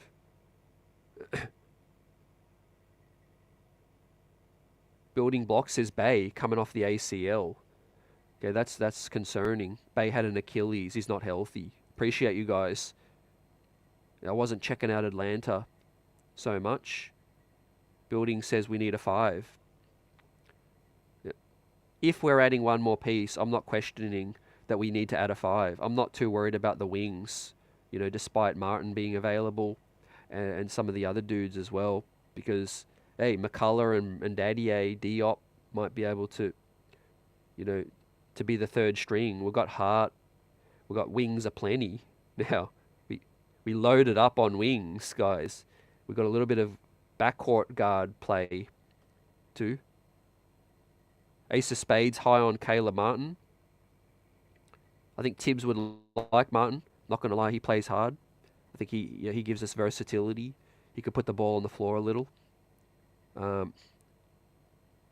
Miles Bridges is going to the Clippers, I think, but I don't think he's a fit for the Knicks. Yep, KP. Nicken says Knicks can't win without a legit center against Boston. That's where I disagree a bit. As I said, I think KP likes to stretch you out. I think we match up well against Boston. Gino, I'm not feeling that Detroit mock trade with Duran and Ivy for Mitch and Deuce. That's terrible for me. That trade that was speculated by Bleacher Report. You know, those guys are more looking for clicks and interest. They don't watch the games as well. If you watch the games this season, you know, Duran and Ivy were awful. You know, they stunk it up. Well, Jim says go Mavs. Picked up Klay Thompson. See how they look out west. The West is tough. The West is tough, and you know, Lively's going to get better. Luke has got to stay healthy. Kyrie's getting a little older.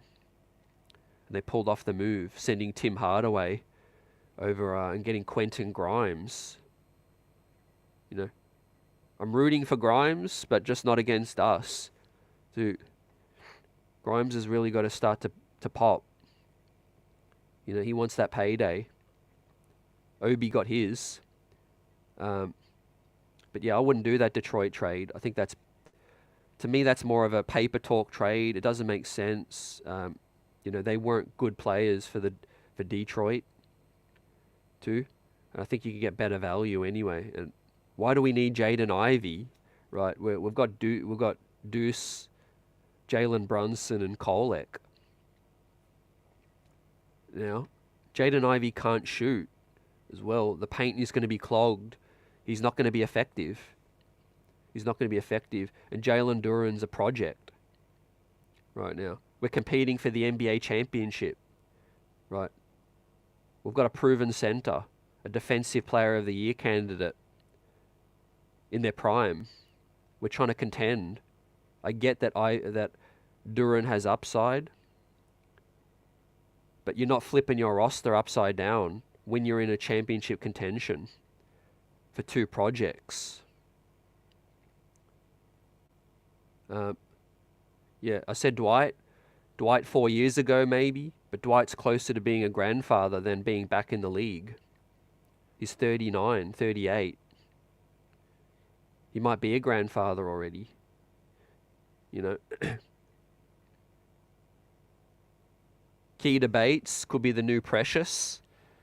Let's look at some film for Keita Bates-Diop, right? It was a pleasant surprise that the Knicks got something back outside of what was reported, as well as sending Milton and Dadiet to get this deal done today. It was a huge home run for Leon Rose now. This is some looks for Diop, Bates-Diop in Phoenix as well. 6'9", can play the 4. You know, got some hops as well. Good player in transition and also a good defender as well. So there he is, contesting the shot. You know, Tibbs is going to love that.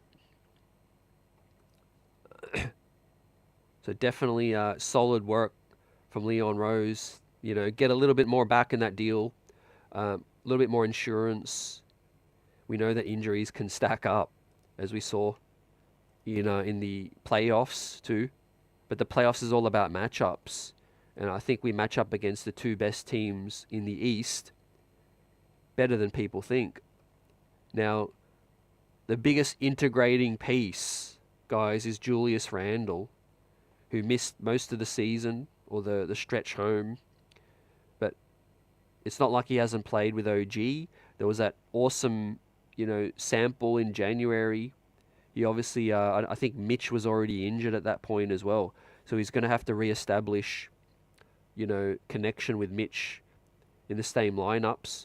But also pre-season is going to be big. And obviously Mikal Bridges, another piece coming in here as well. But for me, the thing that I feel best about with this squad is not so much X's and O's. It's about here.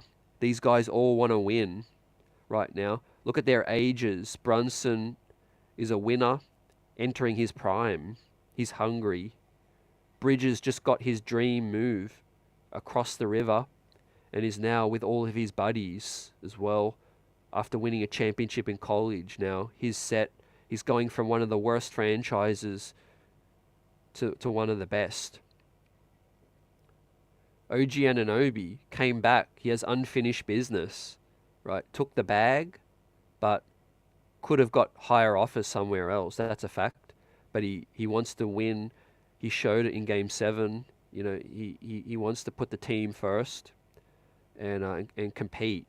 He wants to win again. And look, Julius, after all that he's accomplished in his career right now, he's going to be so motivated to win in New York now, entering into an extension year, right? Contract year for Julius Randle coming up. We know how players play in their contract years. What's up, J. Terrence Ridge? What's your thoughts on Nick Richards' skill set? Does the Tibbs things, man. Does the Tibbs things. He's a Tibbs center. Pick and roll, rebounds, one of the best rebounders. Upside. And the Knicks are interested. So yeah, I think Nick Richards could surpass Kessler as the most likely thing. I think when you're trying to do a deal, I think it's going to be easier to do the Nick Richards deal, fam. I think the Knicks could probably include Sims, Roker, Stash, and a pick swap or seconds to get Nick Richards. Kessler, I think, is a little bit more higher upside, but he's going to cost more as well. So I'm going Nick Richards over Kessler. Yep, if I have to pick. And not just because of the games. Part of me is like, it's going to be an easier move. But I do think Kessler has more upside. But the Knicks, Richards is a better fit for the New York Knicks. Omer Yurtsven says Nicken over Kessler, Walker Kessler. What part of Omer's game do you think is the best part that's going to fit?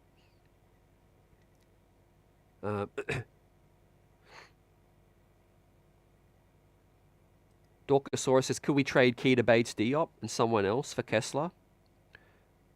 Yeah, I think we have his rights now. I think we could reroute him in another deal.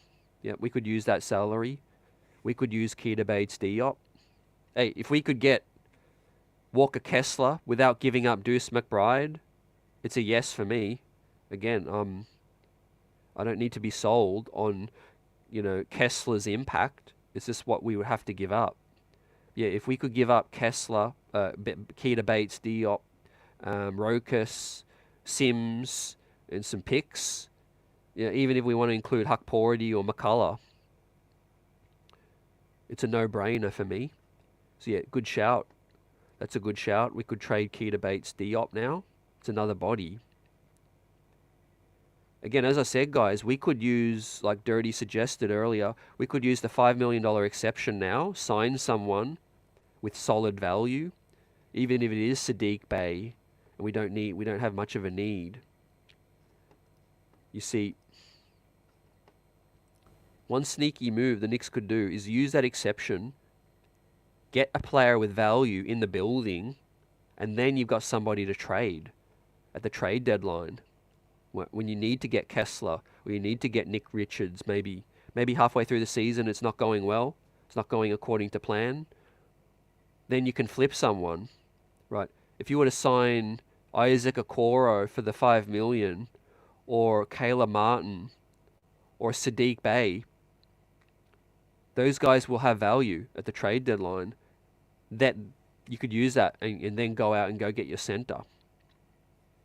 So keep a lookout. The Knicks might just spend that exception just to get a name in, and you push McCullough to a two-way, or you push Huckporty to a two-way. You bring Precious back, and then you go get Sadiq Bey, Caleb Martin, or one of those other guys, Isaac Okoro.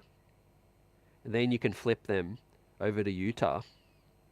Then you could flip them. The Knicks have done that in the past. We gave Mook Morris a balloon deal, and then at the deadline we flipped him to go get Emmanuel Quickley, the pick for Emmanuel Quickley as well. The New York Knicks used Quentin Grimes and used Malachi Flynn to go get Bogey at the trade deadline as well. So an asset is an asset. So that could be a clever way to pick things up, maybe, and go get our center. What's up, Kerry? Salute. Dimitri says both Mitch and Richards do nothing for spacing, and Kessler can rebound, block shots, and stretch the floor to keep the defense honest. He's got that little bit in his bag. I don't know how good he is, in volume as a three-point shooter. I think he's still, his potential is untapped. So yeah, I like Kessler. He could do some things. He's got potential. He's untapped, but we'll see if we can get him cheap, right? If we can get him cheap, yeah, cool. But I just don't think Danny Ainge wants to play fair, right? In case you guys need to be reminded, there was a report that came out. Once the Knicks sat courtside in Dallas, scouting Jalen Brunson in Dallas before he became a Knick, apparently that ticked off executives in the Utah Jazz front office, including Danny Ainge, right? What the Knicks did, that ticked off Danny Ainge and the Utah Jazz, and ever since, they've set to want to fleece the Knicks. Now, if they want to play fair, then hopefully that's a win. But based on what we heard, I don't think Danny Ainge is interested in helping the Knicks. I just don't. And you got to think Walker Kessler could fetch a first-round pick from someone else. But we'll see. Maybe at the deadline they get desperate. Teams that are bad do have to blow it up eventually. Look at Brooklyn. So I think everything I feel the Knicks need to do now is just be patient, right? Go into the season. Don't give anything up. That's too much. Go to the trade deadline. See what's out there. Teams get desperate. Teams might want a piece from us. Like you guys said, they might want Keita Bates-Diop. Maybe McCullough is a valuable commodity. Him and some picks can get it done. Get someone in here. We use the $5 million. Kerry says sign Precious, then we move Ariel, and 2 seconds for Richards. I'll be cool with that.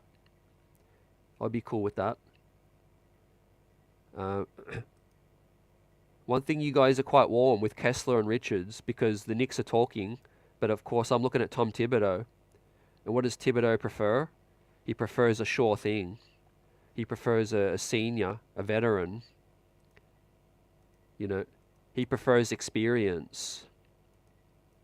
Now, if Huckporty looks excellent in Summer League, that might change some opinion. If Jericho Sims looks great in practice and looks like he's improved, that might impress Tibbs. But I think Tibbs will be pushing for us to get Precious back. And I think that's the next move, fam. We might hear tonight, now that the Bridges trade is official, we might hear that the deal is done to get Precious back. It's a no-brainer because we can't get extra money to replace Precious. But what we can do is we can go over and we can extend Precious. With that, so a lot of Nets fans a little salty today. I think the Knicks, got the deal done the way they were And Brooklyn fans were hoping that we would get some little something else out of the Knicks, like Deuce. Maybe they thought they were going to get Precious or something. So commiserations to Brooklyn fans. You take our draft picks and be done. See you later. We'll see you at Barclays and at MSG. But we got a little something out of the deal. We got Bates-Diop. We only had to give up Dadiet as well, who wasn't a factor, and we gave up, of course, Sheikh Milton. And I said I thanked Sheikh Milton at the start of the show because, Sheikh helped us out. He agreed. He didn't have to as well, but he gets a little bit of money guaranteed this season, and he gets an opportunity to play heavy minutes in Brooklyn. Sheikh Milton didn't have to do that as well.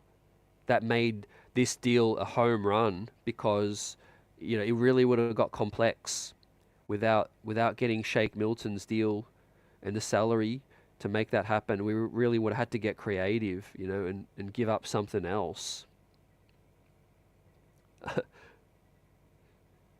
So yeah, I mean, if we hear that the New York Knicks sign Isaac Okoro, Caleb Martin, Sadiq Bey for $5 million exception, I'd be ecstatic, because I know those guys can be flipped. They could be flipped for more assets. You see, if we keep a hold of this $5 million exception, we don't get anything out of it. It disappears. It vanishes into thin air. We don't get draft picks for it. It disappears. If we use that $5 million and sign someone, we can flip that someone for more assets. So Brock Aller is thinking about that. The front office will be looking to get someone in, I think, fam. Unfortunately, we can't use that to sign someone and then flip them for Walker Kessler. We'll have to wait till December to do that as well. So look out for that, guys, as well. Any new signee in an off-season, you can't trade them until December unless they're a rookie. Right? If they're a rookie and they've just signed their deal, we can reroute them. Or maybe we could reroute them before they sign their deal. But yeah, the other veterans will be December, so look out for that. Yeah, Immortal says, I didn't know they had a channel. The Nets fans. Yep. The Nats have a channel. Will they ever go back to New Jersey, man? It has to be on the cards. If you're the NBA. I mean, they're, in the words of Mark Berman, they're a disaster. Brooklyn Nets, right? Can't fill the building. They've had, I don't know, Hall of Famer after Hall of Famer on their team. And no traction. Nothing. No success. Nothing. User says call in. Stay tuned, fam. Stay tuned. Not at the moment, but we'll shout you out. Let us know your thoughts. And we've got a lot of things coming this upcoming season. We're live 8 p.m. tomorrow night with Bill Daughtry. And we'll be talking to some other guests next week as well. This off-season's buzzing for the New York Knicks. And we've made improvements on last season. But some guys coming in with a chip on their shoulder right now. We had a taste. We had a big taste in terms of the postseason run we had. And I think OG has unfinished business. He wants to come back. Bridges with his best buddy, Josh Hart. Those guys are going to be buzzing now. And Mitchie. Like, I feel Mitchie has a new lease on energy in terms of, obviously he's friends with Isaiah. But now he knows the responsibility that he has is big. And he's going to step up. Continue to be the starter like he has on opening night for all of the seasons Isaiah was here. But now we're going to rely on Mitch more. And hopefully the free throws get improved. Hopefully he, can put the ball on the floor a little bit. Fake the dribble handoff.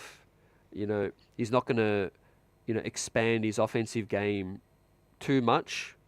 But if he could do a little bit more, that would be great. He has shown us, Mitch has put the ball on the floor, attacked the closeout, faked the dribble handoff. Those things can help, right? But the best thing about this squad is we don't have to play guys too many minutes.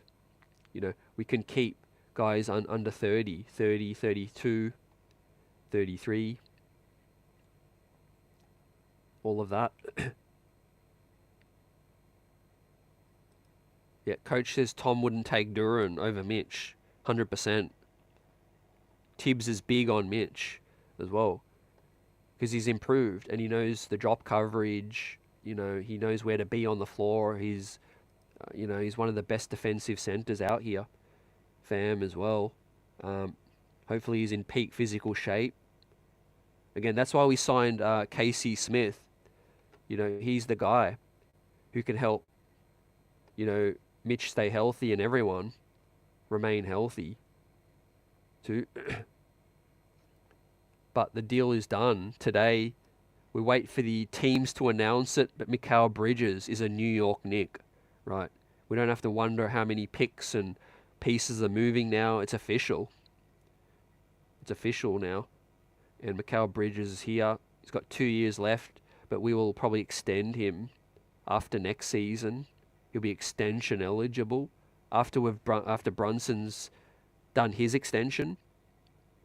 I do think JB is going to do his extension first, and I think he's really considering taking less, which would be awesome. New York Liberty got the Barclays hot. That's the best thing about it, I think. 007 says we need Monica as a guest. She's great. Hopefully, man. Hopefully. Agree. 100%. Monica's awesome.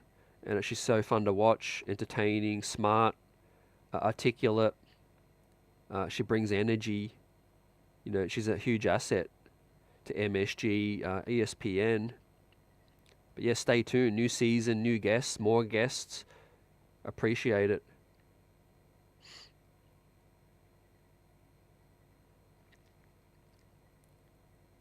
User says, okay, here it is. I think letting a player like OG hurt our cap, getting a player like OG, and giving a chance he gets hurt, we're losing out in terms of depth. We need more players.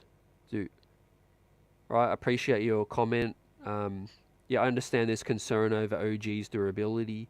I think the best thing the Knicks did was compensate for that. If you're running a team or a business, you need to understand your weaknesses. Right, and I think the Knicks understand the weaknesses of their roster. Leon Rose is a smart man, and he's built contingencies around that. You can't control when or if a player gets hurt. You could try to avoid it by getting, more depth, getting sports science dude. But getting Mikal Bridges was well worth the payoff because, he's insurance now for OG. And I said this about the OG contract. When the number goes up and the TV deal kicks in, dudes, fringe all-stars are going to be earning 30, 40, 50. The OG deal is going to look a lot better too. Look at Zach LaVine. He's on 50 and he can't even get traded. Karl Anthony Towns is on 60 and he can't play defense. So I think with OG, he's the perfect two-way player where he's not elite offensively, he's elite defensively, but he's good at both, I think he's good at both, but I definitely understand the durability concerns. We'll see, Hopefully the Knicks can get the best out of him. Hopefully the Knicks can get the best out of OG. That would be a home run. That Casey Smith out of Dallas was there for 20 years, and apparently he's the best. He's the best in the business. And so, when we stole Brock Aller, people were high on that because they knew we got the best capologist, and it's paid off. Look at all the draft night moves. Trading Ed Davis for seconds. Operating in a different way. So Brock Aller has paid off. Now we get this Casey Smith guy. If he keeps OG healthy for 75 games, he keeps Mitch healthy for 70 games, it'll be buzzing. It'll be buzzing, man. How did I end up meeting Bill, man? Just online, man. I've always been a fan of Bill Daughtry. Listened to ESPN radio, little bit of WAFAN, and I respect Bill's takes. And yeah, we just started conversation online, and then I just invited him to come on, man. He's such a stand-up guy, and he loves coming on and talking to us about the Knicks. He's passionate about sports. He's seen it all.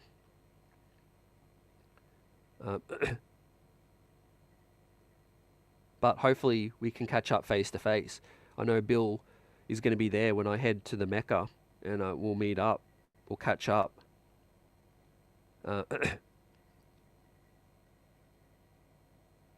Big O to third. We haven't re-signed Precious yet, but it's going to happen.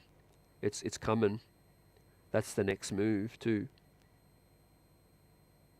Owner Yilmaz, what do I think of Alfred Sengun? I think he's on his way to being an all-star. What a player. He would be excellent, but I don't think Houston is letting him go. Right? He's their big man. He's their big man, and I think they'll continue to pay him. But yeah, he slipped under the radar for a lot of teams, and he gets an opportunity to. So it's good that he gets his opportunity now, and he's a post threat. If he can starts to stretch the floor out a little bit, I think he'll be better than Sabonis, quite possibly. WAFAN, MSG, broadcast legend, Bill Daughtry. Dominic, what's up? Someone told me Diop had like a 30-point game against San Antonio a couple seasons back. Seems like there's talent there. And if there's talent there, Tibbs could get the best out of him. Well, great point. Yep. Trust in the development. Like I said before about Precious, I think Precious Achua can go to another level. I think we've seen it. We've seen Deuce improve. We saw, Hart have the best years of his career. We've seen DiVincenzo have the best year of his career last year as well. I mean, can you imagine what Tibbs can do with Mikal Bridges as well? He could turn him into an absolute, souped up version of himself, and in terms of Huck Pority and Achua, it seems to be the thing, man. The Knicks can turn bigs into really good bigs. So we know how average Joakim Noah was, but look how Tibbs had Joakim Noah, Defensive Player of the Year. Look what he's helped with Mitch as well. So yeah, man. Let's see what we do with some of these bigs, right? Could we get something more out of Jericho Sims? What a bonus that would be. I'm not betting my house on it, but there's potential. There's potential for him to be serviceable in a pinch. He's got all the tools athletically. He sets great screens. That's one thing Jericho Sims does really well, is he frees up the shooters as well. If he can improve his drop coverage, he goes from being a bit iffy to being serviceable.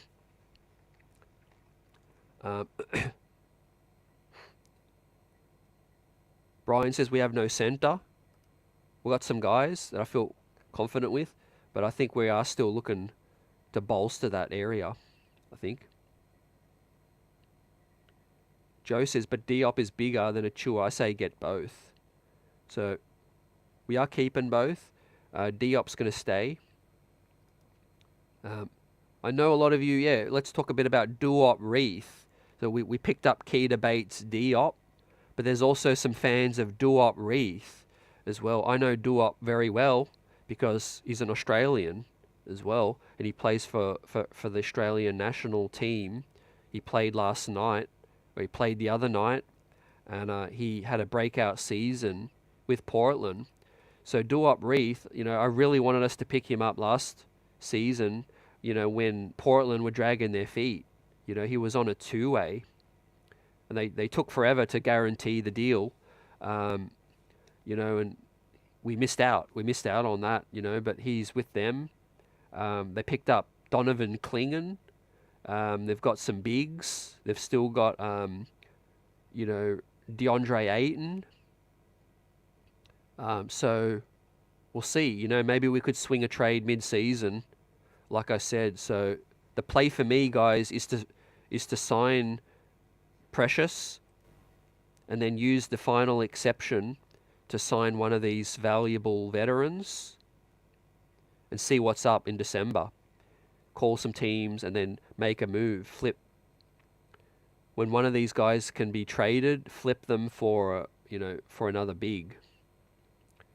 Right, we don't have to panic right now. I think we can flip them later. Yeah, key to Bates-Diop is an athletic wing, combo forward. He could do some things as well. Optimus Sims just needs more work. Yeah, he does need to improve his defensive IQ. But there's signs, he has given us some minutes before in the pinch. And I think Tibbs would be willing to work with it and get the best out of him, if that's what Leon says. If Leon says, look, we can't really swing a move right now, you got what you got, then Tibbs is going to have to make the best out of it. But we've got bodies, that's the thing, right? The game's not going to be won or lost at the center spot, in my opinion. That's just how I feel. I think the Knicks are so elite at the other spots that's where we'll get our advantage. You see, we've got bodies to throw at teams in the backcourt and in the wing spot as well. You see, before a player can even get to the rim, you can lock them down on the perimeter. You could also help defend and bring the trap, bring the help, the double team down low if one of the bigs is struggling. All these bigs have to do is to play solid drop coverage, right? And stay out of foul trouble. That's it. We're not going to lose games because we don't have Isaiah Hartenstein, and that's it, right? We've improved the other areas of the squad. The bench is going to be dynamite when you're talking about Devo and Josh Hart playing ferocious D with Deuce McBride and Precious. Look at Indiana, right? They're playing some rookie young, they played Isaiah Jackson when Miles Turner was on the bench. They played a rookie Isaiah Jackson. They played a bit of Obi, small ball, Jarris Walker. How did Indiana's offense look? They look pretty good. Their defense wasn't great, but they still finished with a good seed. And they don't have as much talent as the New York Knicks. So yeah, big season for Mitchie. Yep. Key to Bates-Diop from Brooklyn. He came in.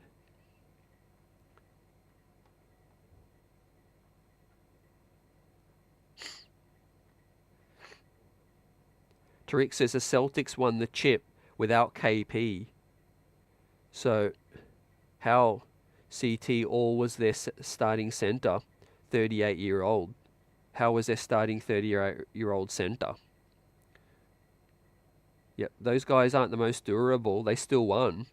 They're not the best rebounders either. See, Josh Hart and, if you're just forgetting about height, Josh Hart and Julius Randle rebound better than any big on Boston, but they were able to survive too. But Julius Randle's a double every night. 10 rebounds. Josh Hart can be 10 rebounds. So I don't think we're in a bad spot with the big man situation, but I'm waiting for summer league, and you know why? Because there's going to be a lot of hot takes after we see some of these guys play, and one of them is Ariel Hukporti, the Knicks' 58th pick that people call Mr. Irrelevant. I get it. You've never seen him play. Normally in a normal year, the 58th pick is nothing, right? You know, it's a flyer. You hope that, you know, they can make training camp, you know, be on a two-way. But the unique thing about Ariel Hukporti is he's not like your typical 58th pick.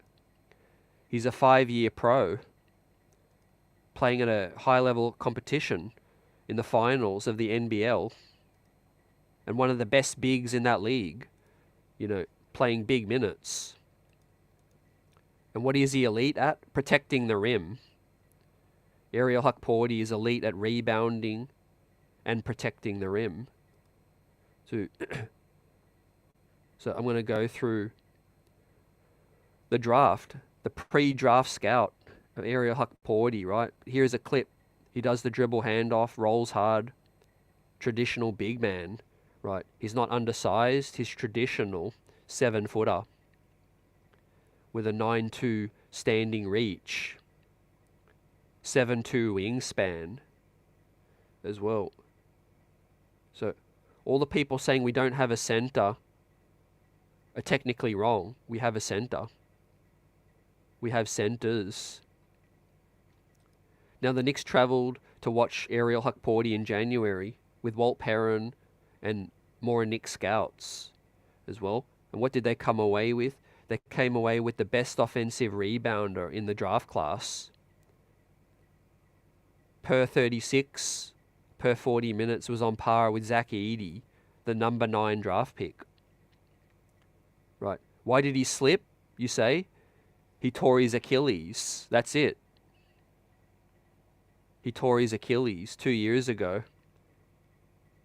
But he bounced back and had an excellent season after the Achilles surgery.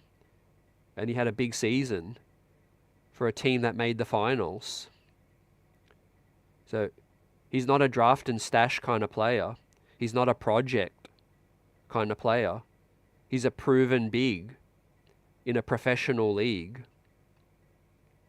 Right. He's got physical athletic tools.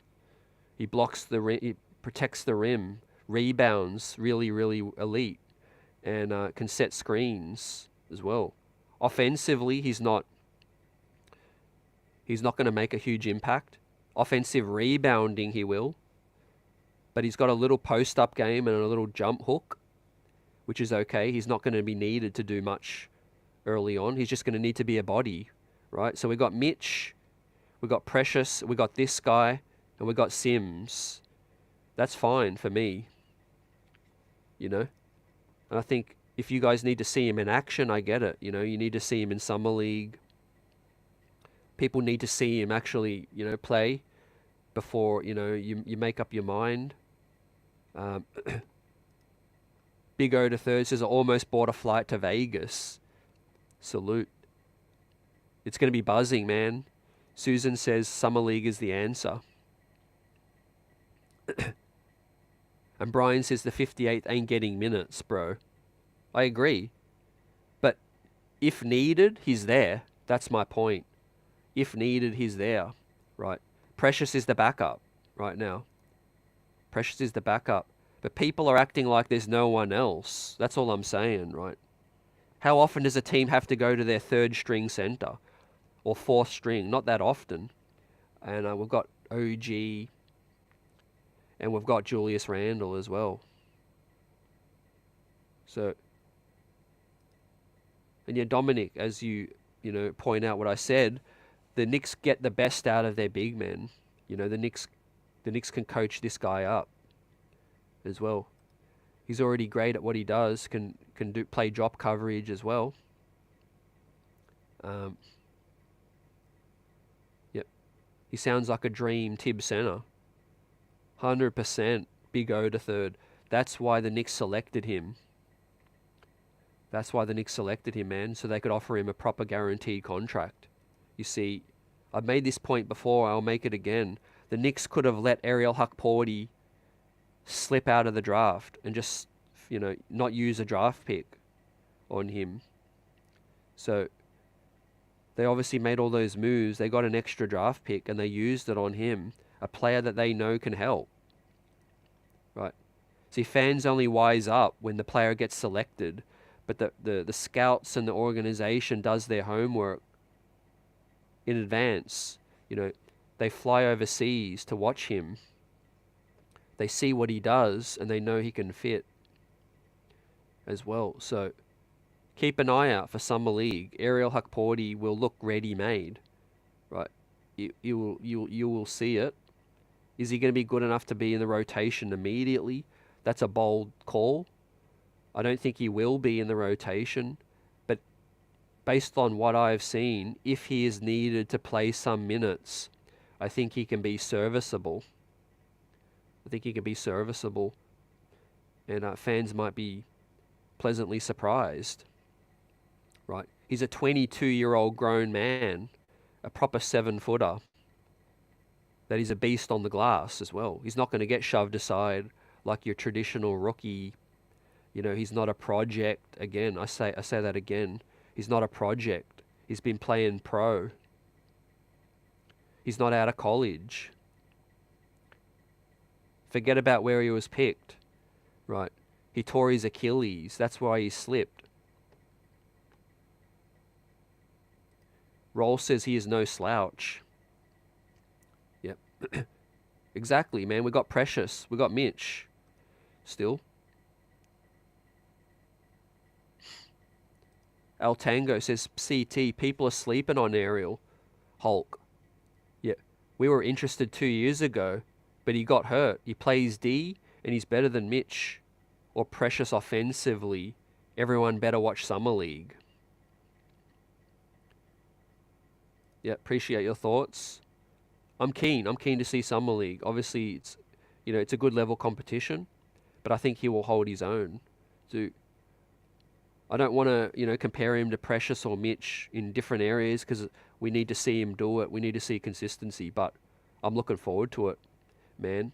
And look, we drafted a big, right? I know one narrative I strongly disagree with is people saying, why didn't we select a big earlier? Trust me, no big selected before Ariel Hukporti was going to help us more right away. Now, if you want to talk about upside, possibly. But if you take a Dembona, Eves Missy, Kalel Ware, Zach Eady, none of those guys in day one are going to be more ready, I think, than Ariel Hukporti because they haven't played pro and he's more experienced, I think. But his ceiling is just not as high, His ceiling is not as high, but the Knicks knew what they were doing. They picked him up.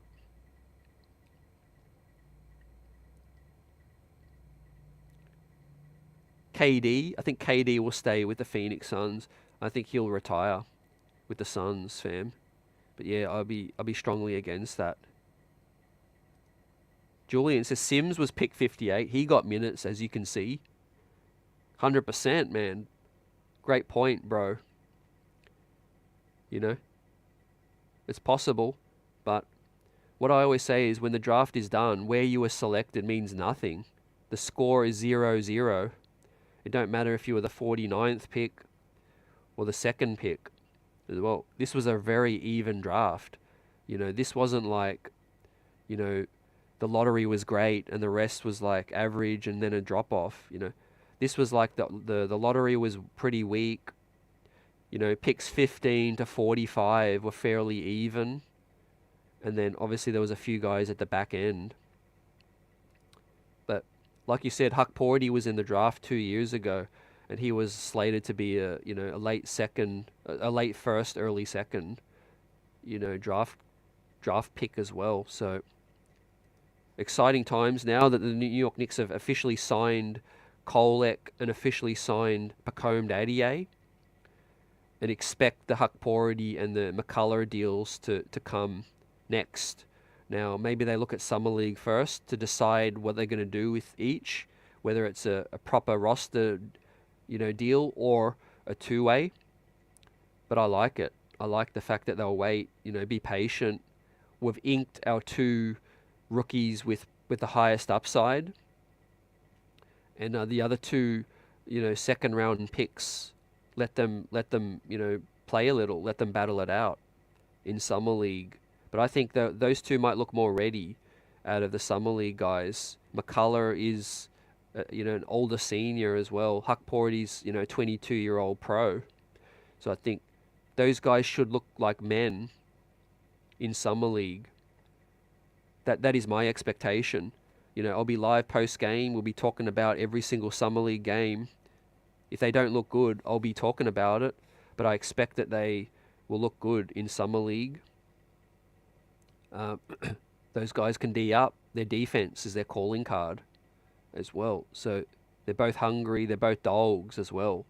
Ariel Hukporty is a dog. He doesn't back down as well. You've probably watched highlights by now, and you're just waiting and seeing. But he can bully some guys on the block, and he can push guys off. Like Danny says, he's strong. Yeah, he's really, really strong. Optimus says Hukporty is a grown man, and McCullough is intriguing defensively. Yep. Brian says we could always re-sign Taj. Shaking my head. I don't think that's going to happen, but yeah, Taj maybe as a coach, I'd be down for that. But yeah, definitely no KD.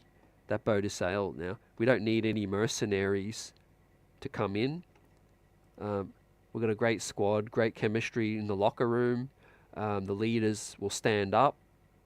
Guys are all on board, man, ready to win. That's the thing. We don't have guys that want to load manage, right? Julius wants to play. You got to respect that. He tried to play, and he's not a load management guy like Kawhi Leonard, Paul George, right? Mikal Bridges, we know, isn't load management, man. And one of the most underrated parts of Jalen's game is that he wants to play as well. Sometimes to a detriment. That's the other problem. Sometimes Tibbs or someone has to step in and say, no, Brunson, sit out. I'm expecting a lot of blowouts this season. If the Knicks do win 56 games like I predict, there'll be some blowouts, fam. And the bench, the rookies will get some minutes, It'll be good for these guys. With Bates-Diop, if he sticks, Hart and DiVincenzo and Deuce, they're going to be captains of the bench unit. They're going to be providing the leadership with the bench unit as well. But look, out of all of our rookies, I don't see anyone outside of Paco, Pac-Man, as being long-term, in terms of a long-term project. I think when Kolek and McCullough and Hukporty step in, they're closer to the finished product. None of them are 18, 19, junior or sophomore or freshman. A lot of them have been around 23 years old, 22, 23. So the Knicks know that they were going to select rookies to fill out the roster, but they also tried to combine that with getting some experience in their legs, What's up, Michael? 60 wins. I'm on board with that. That means we're healthy. Definitely that means we have good health, too. David says, please retire Taj. I think that'll happen. I think Taj is on board with that. He's podcasting now. Once you know a guy's podcasting, then yeah, that's when you know, fam. Now we've got a special guest in the building, too. He surprised us. He's popped in, too. Let's hear from him. The man, the myth, the legend. What's happening, brother? What up? What up? What up? What up? What up? CT, what's going on? What's going on, Knicks Buzz fam? How you guys doing? Doing well. We're buzzing. How are you doing, my friend? Doing okay. Doing okay. So good to be back for a split second.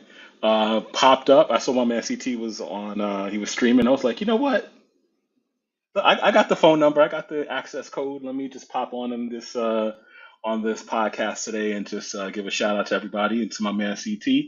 So this was a surprise for even CT. He didn't even know I was going to pop on today, but I saw that you were doing some really great work. You've been working really hard alone. I was like, let me just catch the tail end of this. So shout out to everyone who's been buzzing with Nick's Buzz. How you doing, brother? I'm doing better now. That's for sure, man. Two smart minds better than one. And well, Absolutely. the 320-ish in the chat plus two more, fam, as well. We're Yo. buzzing, right? Happy We are. fourth. Happy Thank fourth, you so man. much. Thank you so much, my brother. Shout out to everyone in the chat. Thank you for supporting one of the original Knicks podcasts on YouTube, on all of the available streaming platforms. My man CT has been holding this down. I believe this is like the fourth season that Knicks Buzz has been covering our favorite squad, and it's been a pleasure for me to be a part of this ride. For those of you guys who don't know, my name is EJ. I'm a part of this experience. Was on and off for most of last season for some personal reasons, but saw my man CT, and I was like, I just got to get back on today just to say what's up to all the people. So thank you so much for having me on, man. No, you're always welcome. As I said, I know, and yeah, I've been telling the guys that you're not gone. You're on your grind. A lot of things, life happens, Yes, life has with happened. that. But Yes. talk us through, man. What's happened this off season? How you feeling about the moves the New York Knicks have made? It's incredible. It's incredible. I haven't even had a chance to like text you offline about this, but yes, first off, there are no rumors. There's no beef between me and CT. I know in other podcasts explode and implode, and they're like, "Yo, what happened to this guy? What happened to this guy?" Nothing like that. Nothing like that of the sort. Life has just been happening, and so I just wanted to just say hello to everyone. But in terms of the off season has been amazing for the past two plus seasons. What's up, Michael Drake? Thank you so much, man, for the shout out for the past two plus seasons since we've been doing the show together, one of the things, one of the things that we've been talking about from the days of, like Alfred Payton and Kevin Knox, we talked about that there was going to be a time where the Knicks would have to take whatever assets they had and make some sort of move. And we said that at some point contracts are going to have to be combined, contracts are going to have to be aggregated because you can't have a roster with 29 different guys. And if you're accumulating assets, at some point something has to transpire. And a couple of weeks ago, we saw that move. And I believe everyone was shocked. I chucked out the podcast that day. We were all shocked. And I texted you and I said, yo, they got Mikal Bridges.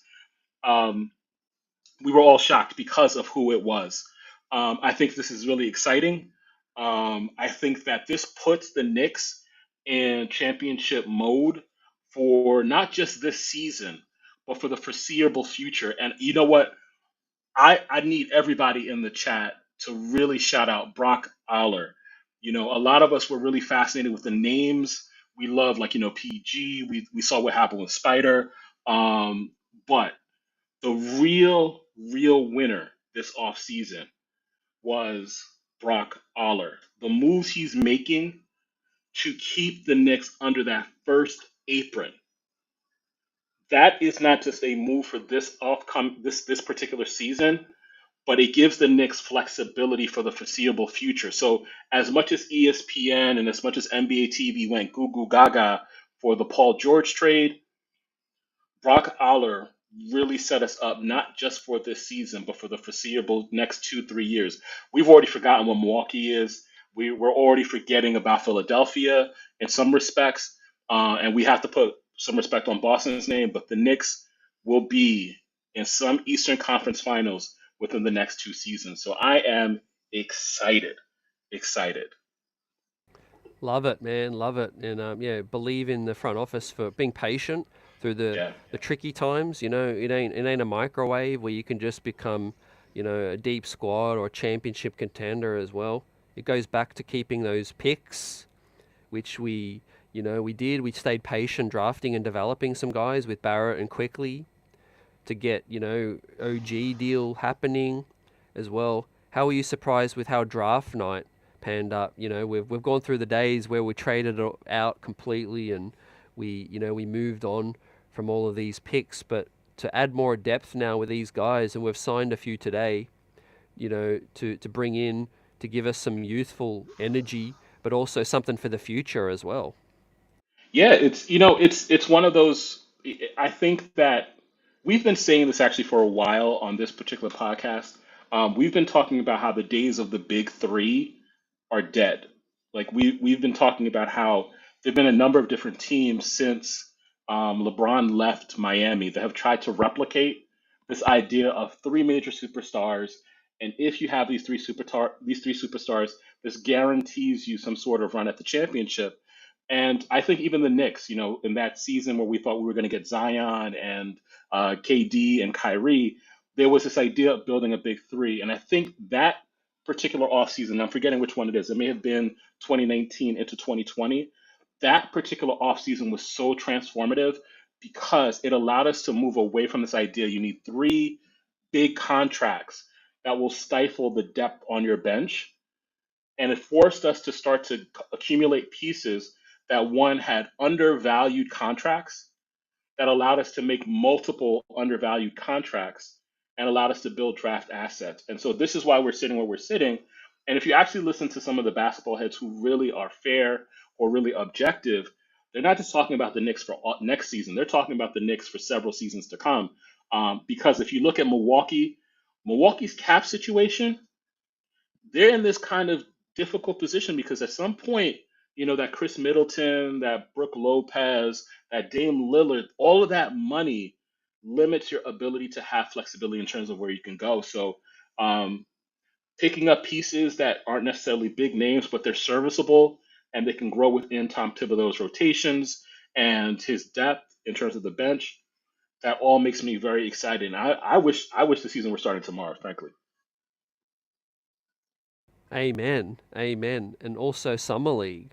Summer Yeah. League's coming up. We've actually got some proper guys to watch that aren't named Trevor Keels or Charlie Brown. Ooh. You know, Why are you do always you, picking on me? Charlie. do you remember those days where it was we were watching Summer League with Obi, Kevin Oof, Knox, oof, Quickly, oof. Yeah. and how fun those times were. Now we got some guys to watch coming up on July 13 in just a matter of another week or so. But Mikal Bridges is the guy, right? The Villanova connection. I mean, Yeah. I know if we were chopping it up on air, we would have said how unlikely you thought that deal could ever happen. You know, Absolutely. do you think like what do you think of the talk over all the picks and what was needed to get it done, and the fact that Bridges has never been an All Star before? All star, small star. I mean, all star is not necessarily like. I mean, if you think about it, like for years, fans were picking. I mean, obviously, the manner the system has changed in the last couple of years, but for years, fans were picking who were all stars. And in New York City last year, we could have voted in Jalen Brunson in as an all star starter, and we didn't do that. So, but did he play above and beyond an all star? Absolutely. And so, like, this idea of this person or that person not being an all star does not matter to me. I think the way that we have to evaluate and talk about basketball has to shift. And this is something we've been preaching for the last couple of years. Stop looking at big threes. Stop looking at it in terms of NBA 2K. What last season's team proved is that number one, chemistry is so important. Some of the biggest deals that took place, let's say, for example, LeBron in 2010, that Heatles team took several months to coalesce and to come together. The Lakers in the lockout season, it took several months for that team to come together when LeBron got there. Guys, look at what happened with Phoenix. Phoenix has three top tier, two and a half maybe, but three top tier scorers in the NBA in Devin Booker, Bradley Beal, and Kevin Durant. And did they make the finals last year? So I think one of the things that we have to bear in mind is that was the draft capital a lot? Yes. But at the same time, we did not give up a meaningful rotation player to acquire Mikal Bridges. And that to me is the compensation. You're paying a little bit more in terms of draft capital to keep a Miles McBride, which for me, it's more important to keep a Miles McBride than to have a draft pick where you don't know what it's going to become in 3 years. Yeah, and you add a lot of depth, guys Yeah. that play both sides of the ball that want to win. Why was a player like Paul George so valuable once upon a time? He played both sides of the ball. And obviously Mikal Bridges is a lighter version of Paul George in his prime, but Hmm. he's still really young and he's durable. I Yes. know you're just like friend of the show, Mark Berman, you're big on durability, availability, right? Absolutely. We have a guy that's never missed a game, and hopefully Tibbs doesn't mess with that. But he's going to be there as backup for OG, who also got the bag as well. Now, how will you see those two work together? Now, how would you deploy the two wings? I I think what makes the Mikal Bridges trade so awesome is that it was complemented by re-signing OG. Um, let's not get it twisted. The OG trade in January was really Emmanuel quickly for OG Ananobi. We could talk about Barrett. It was really about Emmanuel quickly. Toronto was really anxious to get their hands on Emmanuel quickly as to why they re-signed him this off season. Um, when you pair OG with a Mikal Bridges, it creates defensive pressure against the Boston Celtics, who, let's face it, guys, like they are the preeminent team in the Eastern Conference. They're the team which everyone is they're aiming for that particular roster, that particular organization. When you have a Mikal Bridges and you have an OG Anunoby, and here's the other part that I think a lot of us have forgotten: the bench has gotten inordinately better because now Dante DiVincenzo and Josh Hart, who were starters like the last quarter of the season, are now your sixth man and your seventh man, the first two people coming off the bench, plus a Miles McBride. So I think I know like people looking at the numbers in terms of how much OG's going to make. Listen, that's today's NBA. What Patrick Ewing and Michael Jordan earned, that was 20, 30 years ago. The numbers are what the numbers are. In 10 years, the numbers will look even crazier.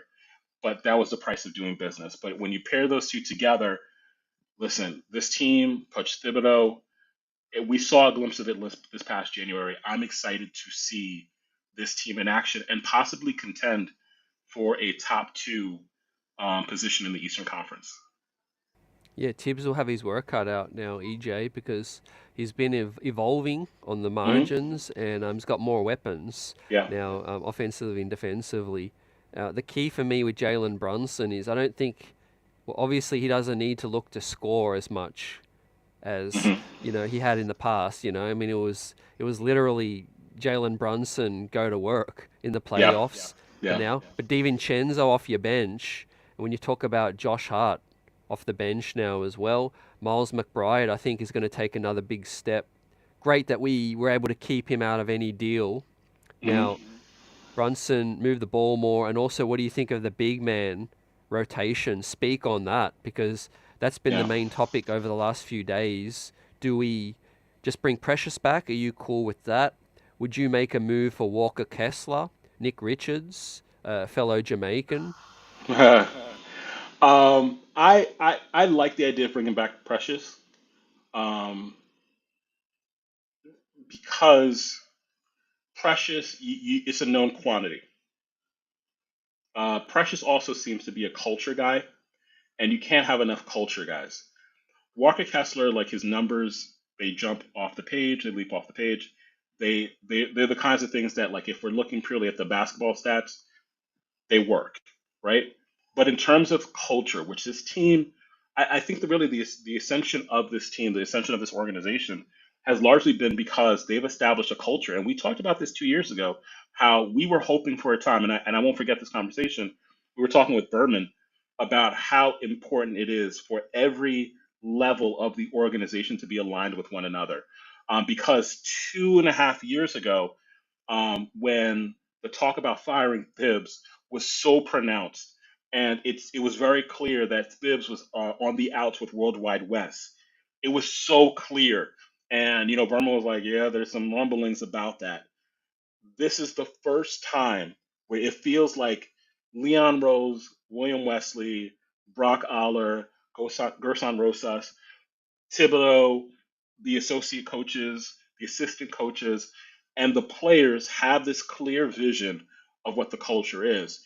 Who you add to it now, it's very critical that they understand what the culture is and buys into it. I don't know Walker Kessler in terms of his ability to have that kind of dog mentality, which is the overriding culture of the organization now. I do know that Precious Achua has that in him because he's already proven it. Yeah, great points, man, about Precious, and I think he has a higher ceiling than what he's Hmm. shown. People shouldn't forget that he joined us mid-season with OG Ananobi. So think about if there's a proper off-season training camp and all of that, fam. That's going to be big for Precious to show more of what he could do. I don't want him shooting the ball too much, but just No. protect the hoop, give us that rim protection and the depth as well. And I'm not sure if you're familiar with the full details of today's deal. So we got Keita Bates-Diop as well, who's a 6'9" forward, can pass, can play in transition, another body with upside as well. So as you said, man, shout out to Brock Aller for getting this deal done. Shake Milton goes, Hmm. Diakite, and the draft picks to get the big man in, Mikal Bridges, with four Villanova guys. Um, what do you think about Philly, and where do the Knicks stack up in the East? I've gone 56 wins now, brother. Hmm. For 56 for the Knicks. Yep. Philly reminds me of Milwaukee this season, this past season, where on paper the names sound amazing. Last season, when we're going into the 2023-2024 season, um, Milwaukee sounded great. But then here's what happened: injuries derailed the latter half of Milwaukee's season. It kind of feels the end of Philly's playoff run was an indicator as to what might likely happen. And of course, Tobias Harris, his lack of showing up, played a major role in terms of Philadelphia's struggles in the playoffs. But in as much as Paul George is somewhat of a generational talent, last season appeared to be somewhat of an anomaly in terms of his availability. Joel Embiid, who is a clear generational talent, how many games did he miss last season? And those things, especially for big men, as much as we have a concern with regards to Mitch and his availability, those same level of concerns should exist if you are a Philadelphia fan. Will Joel Embiid be available for the bulk of the season? So I know the names look great, and I know, and here's the funny thing too, is had the Mikal Bridges trade and the OG re-signing happened after PG, I think a lot of Knicks fans would have felt better about the deals as opposed to PG coming after Mikal Bridges and OG Anunoby re-signing. I think part of it is timing. Lastly, I do believe that the Knicks will finish, if barring any catastrophic injuries, I do believe that the Knicks will finish ahead of Philadelphia. And I caught this when I caught you on the stream, in part because the Knicks don't believe in resting players. They don't believe in like managing like in that way. Like Philadelphia does. So whereas we'll see Tyrese Maxey probably play 75 games, it's so easy to imagine a world where Joel is only playing 65 games, and that maybe PG plays 10 games fewer than he played last season. So I think that the Knicks are probably in the ballpark of 53 to 54 wins this season. Yeah, that's kind of what the chat feels as well. Shout out to the chat, the best chat in the biz. Steven says 55 wins Yeah. as well. Also says we should have gone for Dayron Sharp instead, but yeah, the money just wasn't adding up with that. The best thing about Diop to make the deal was that he was on a minimum, Yeah. so we couldn't take too much. But I'm sure we would have preferred Dayron Sharp from Brooklyn because he's a big. Um, Dirty Dancer says having no depth with Embiid is crazy. Yeah. To yeah, you That's an know, excellent point. That's an excellent point. yeah, Drummond, man. I feel like his name is just forever worth something, but his play doesn't always match that. It's like, people still asking for Boogie Cousins, Dwight Howard, and Yeah. things like that. But we're a championship team, and we're going, like you said, for 54 plus wins. Now, I agree. The biggest threat is Boston. The Knicks are ahead of Philly, Hmm. in my opinion. But you got to respect the moves Philly made. Like Absolutely. they've improved. But for what we saw in the playoffs, EJ, how we match up against Philly, I like OG guarding Embiid a little bit too because he's quick. He can poke the ball away. OG's kind of Embiid's lumbering. Yes. He's a big lumbering big, and we don't know if he's gonna be healthy as well. So defensively, we've got all the weapons to slow these teams down. But Boston, that's where I felt we should have got this season. Um, Summarize your thoughts on the the exit against Indiana and Mm. how we'll be able to compensate for that now. The loss that we had in the playoffs with regards to Indiana, I mean, it was a battle of attrition. We didn't have enough bodies. The fact that OG tried to play Game Seven, the fact that Josh Hart was trying to play through an abdominal injury, the fact that Jalen Brunson, like we didn't have Julius Randle, Mitch was every starter that we possibly could have had was unavailable for Game Seven, and I think that demonstrated that the will was there, but the bodies were not there. Injuries are such a major part of basketball, and it's proven itself as to why depth is so important, and the days of the big three are dead. Because if you just had, this was the issue that the Heat always had when they had, uh, LeBron and D Wade and Chris Bosh, they were often relying on players who were well past their primes, who were ring chasing.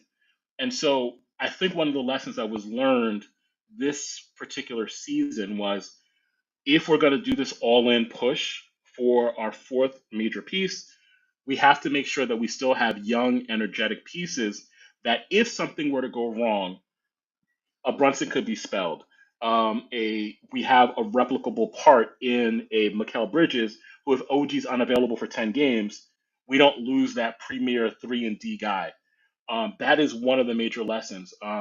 There's no reason why we should have lost to Indiana. They're an offensive juggernaut, but in terms of their defense is suspect. It was a war of attrition, and that's simply what we lost. We didn't lose to Indiana. We lost a war of attrition. Yeah, amen to that. And obviously they were the fittest and healthiest at the same Hmm. time. But obviously we've brought some youth, we've got some more backup play. Um, Talk to us about the backup point guards because yesterday's show we still have concerns from some fans over the point guard play. Obviously the big man we've discussed, but Deuce, not the ideal playmaker and Yeah. certainly not a floor general. But we're going to get a look at Tyler Kolek at the summer league, and also you could have DiVincenzo and Bridges run some action off the bench. Now too, should we look at getting more backcourt help with this $5 million exception? Should we look at just getting the best player available in case we need to flip it? I think that's going to be the issue, like because obviously the clear needs are if it's not Precious, and even with Precious, there is some concern with regards to what is that center position. I think one of the things we have to accept is that we're not going to get a duplicate of iHeart with Mitch. We were spoiled for riches last year in terms of having Mitch, who had the first quarter of the season that he had, and also then discovering this gem in iHeart. Like, I mean, I don't think anyone knew that iHeart was going to be the kind of player he became towards the second half of the season. I do think we have to accept the reality that most teams do not have replicable pieces for every position. You might have a great backup two, a great backup four, a great backup five, but because of the way this new salary cap is structured, it means that your backup one and your backup three might be suspect. I am okay with our backup five being a little bit iffy, but having a Mikal Bridges cover for an OG. And I'm okay going into the season kind of unclear as to who the clear backup point guard is, although we kind of know it's going to be Deuce. But the reason why I'm okay with that is because Deuce matured in ways at the end of last season that I don't think that any of us could have expected.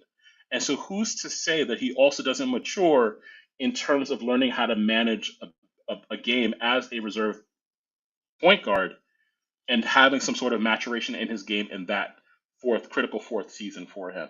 So I'm holding out hope that, part of what will also happen this season is that we'll see development in ways that we didn't imagine. The same way we didn't see Emmanuel quickly coming a couple of seasons ago. The same way we didn't see Deuce becoming Deuce the way he did the second half of last season. Who's to say he doesn't have some sort of maturation in that respect?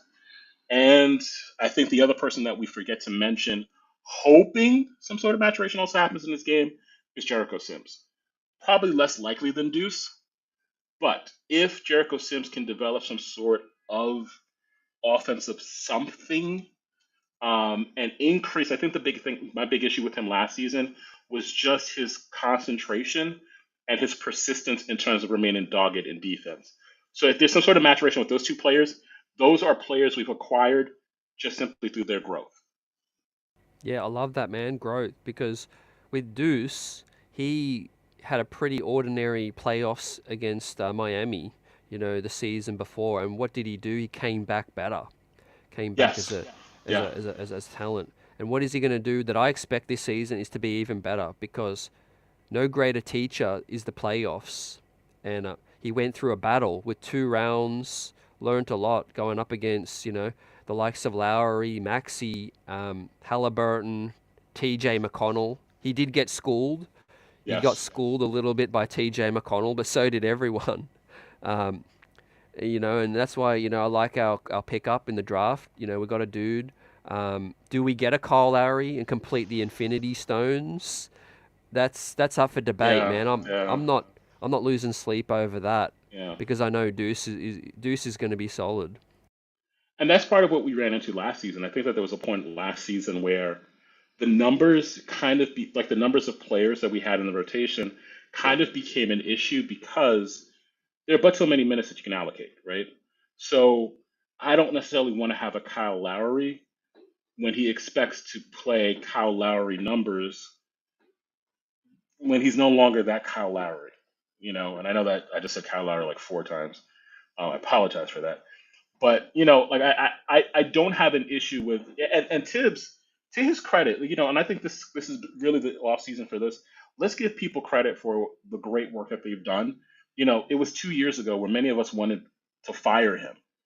How many players have improved in like drastically under this Knicks organization? Does Emmanuel quickly get that contract without his maturation in the Knicks organization? Um, you know, uh, Deuce McBride, the maturation that he's had. Dante DiVincenzo. Who was Dante DiVincenzo before he signed with the Knicks? Who was Josh Hart before he signed with the Knicks? As much as we rode Tibbs, 2 3 years ago, we have to kind of give him credit and the organization credit for player development. Guys, that is not something we could say 10 years ago when it was Derek Fisher and Kurt Rambis. Wait, you missed the key one out. David Fizdale. Oh my gosh. Yeah, well, he was properly named because everyone He fizzed out under his player. he prioritized Emmanuel Mudiay, man. Oof, Look, I gosh. mean, look how far we've come, man. Deuce would be a Yeah. legit superstar if he was on the team back then. Oh my Fans wouldn't be gosh. talking smack about his game, right? Well, We when we all of had our to hope watch was some of with them. Yeah. all of our hope was with Frank Ntilikina. Also, yeah, Killian Hayes as well. Oh, But I know you got a jet, man. But yes. thanks for stopping by. What a surprise, man! Pleasant surprise. I'm gonna Glad to definitely see hit ya. you up. Yeah, thank you so much, man, for having me on, and shout out to everyone. We'll talk about like what's been happening in the last year or so. But thank you so much, Nick's Buzz. Please do me a favor. This was always my job. I don't know why I just end up doing this. Do us a favor. Do CT a favor. Please, please, please, please, please smash the like button. Smash the subscribe button. The reason why is that it will help the content reach you, and also YouTube has this weird algorithm where if you're not supporting the channel, it disappears into the ether. And what CT does amazingly is that he is a consummate professional, and you will get really quality Knicks analysis. There's some channels that what they do is like they do a lot of clickbait. CT, that's not the thing. That's not the thing that Knicks Buzz is about. It's about quality Knicks analysis. It's why some of the premier hoops heads, they come to this particular channel. So please like, subscribe, and share Knicks Buzz. Thank you so much, man. I will text you offline. Thank you, my brother. The EJ. We'll talk soon, brother. Absolutely. Take Peace. care. Bye. Peace. Man, what a blessing it was to see EJ pop up, man. The Nick streets are buzzing. You don't know who's going to pop up, but I appreciate EJ for surprising me. Legit. That was a legit surprise. Like I said, EJ was always bouncing back with us, and I just didn't know when he was going to come in. But the Nick streets are buzzing. And of course, what a day it's been, man. Happy 4th to everyone out here. And I want to just, include what EJ was saying at that later stage about you guys, just including you guys in the conversation.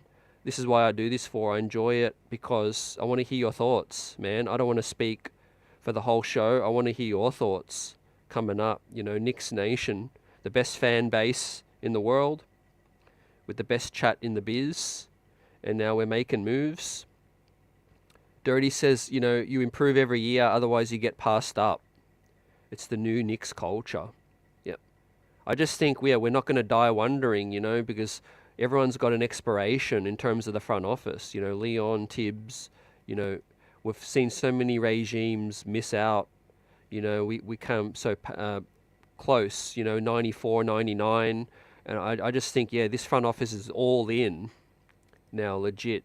Even if it's not this current squad right now, they're all in on making sure that a championship can come to the New York Knicks. Now, some of the moves might pan out, some might not, but that doesn't mean they're going to stop, trying to make things happening, and trying to make the necessary moves to make it all happen, as well. So, with the current squad, Tibbs has got to be ecstatic right now. Obviously, the center position, let me know your thoughts on the best avenue.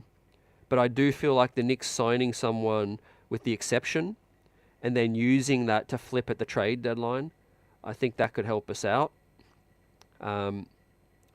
Obviously we got Jericho, we got Precious, assuming he's going to return. We got the rookie, and we got Mitch and Sims too. We thank Shake Milton for agreeing to the sign and trade as well. But a guy we haven't talked about much, maybe not enough, too, with the new man in town is Mikal Bridges.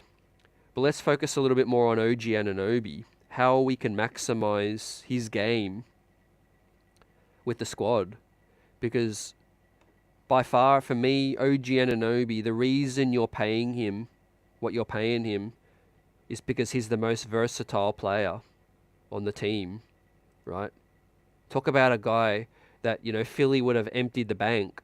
Philly would have backed up the Brinks truck to get him back. He took a slight haircut to come back, which is appreciated, although, he was paid handsomely as well. So not gonna dwell on that.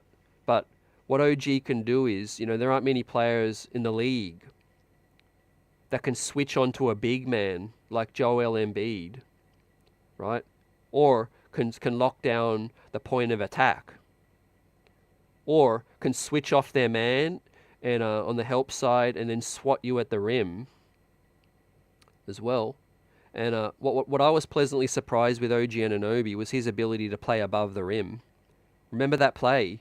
Remember the huge jam when he went down Broadway in Philly and he slammed it down on Joel Embiid, man. That might be the best still image of the season if we're talking about that poster under the bucket where Joel Embiid, where OG put Joel Embiid on a poster, man, as well. Which reminds me, I've got to order that and get that up. I'm going to get that as a poster, personally, because that was just incredible what OG can do. Now, we know the doubts over the health, right? Your best ability is your availability. But when we talk about the Knicks record, that's numbers, that's evidence we don't need to ignore because, 26-6, when you extrapolate that over an 82-game season, that's a winning percentage above 80%. And that's a winning percentage higher than Boston as well. Now, did OG play much basketball with Julius Randle? He didn't, right? It was a real small sample. It was a cup of coffee. Now, we didn't even have Mikal Bridges at that point. So I said this the other night, man, look for the Knicks to break defensive records this season in terms of opponents' percentage, in terms of defensive net rating, all of that. And if Mitch stays healthy with the rim protection, the New York Knicks are the best defensive team in the league, in my opinion, right? Because of the rim protection, I won't be surprised if we hold teams under 75 points in the regular season because, we're just so versatile, and the switchability is big as well. But I like OG's, the part of his game I like the most is that, he's so versatile, but he plays above the rim. How many guys have we had since that, We used to have J.R. Smith. We had Iman Shumpert, could play above the rim a bit. Amari, Obi to an extent, with his transition buckets was big. But on a team that struggles to get easier buckets, I appreciate those easier ones that OG can get you. Right? He'll get in the passing lane as well, and he'll finish. And he'll put pressure on the rim with rim gravity as well.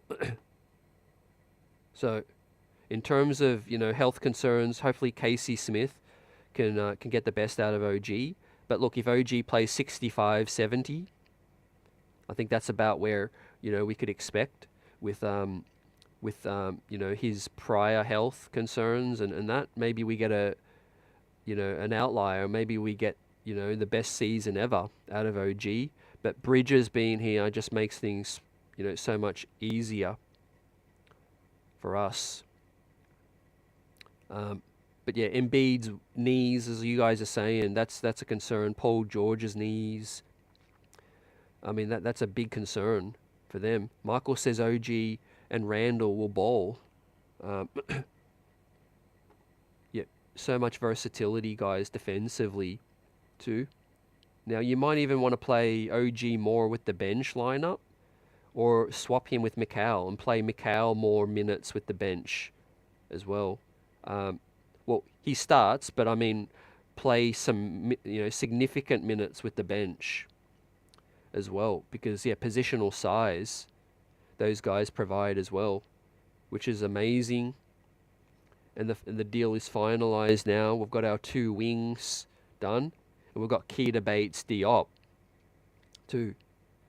Next show tomorrow night, 8 p.m. live with Bill Daughtry, with the guest Bill tomorrow night. Join us, and we'll do a little bit more of a breakdown of Bates-Diop's game.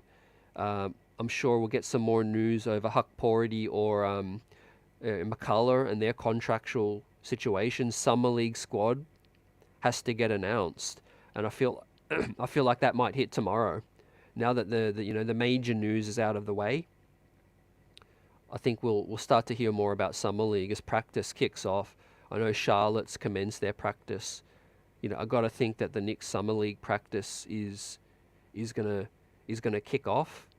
And it's gonna be great to finally see some of these rookies in action now.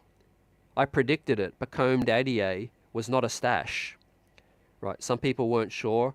I felt like the Knicks needed some bodies to fill the roster out. But I also think some people are selling these rookies a little short.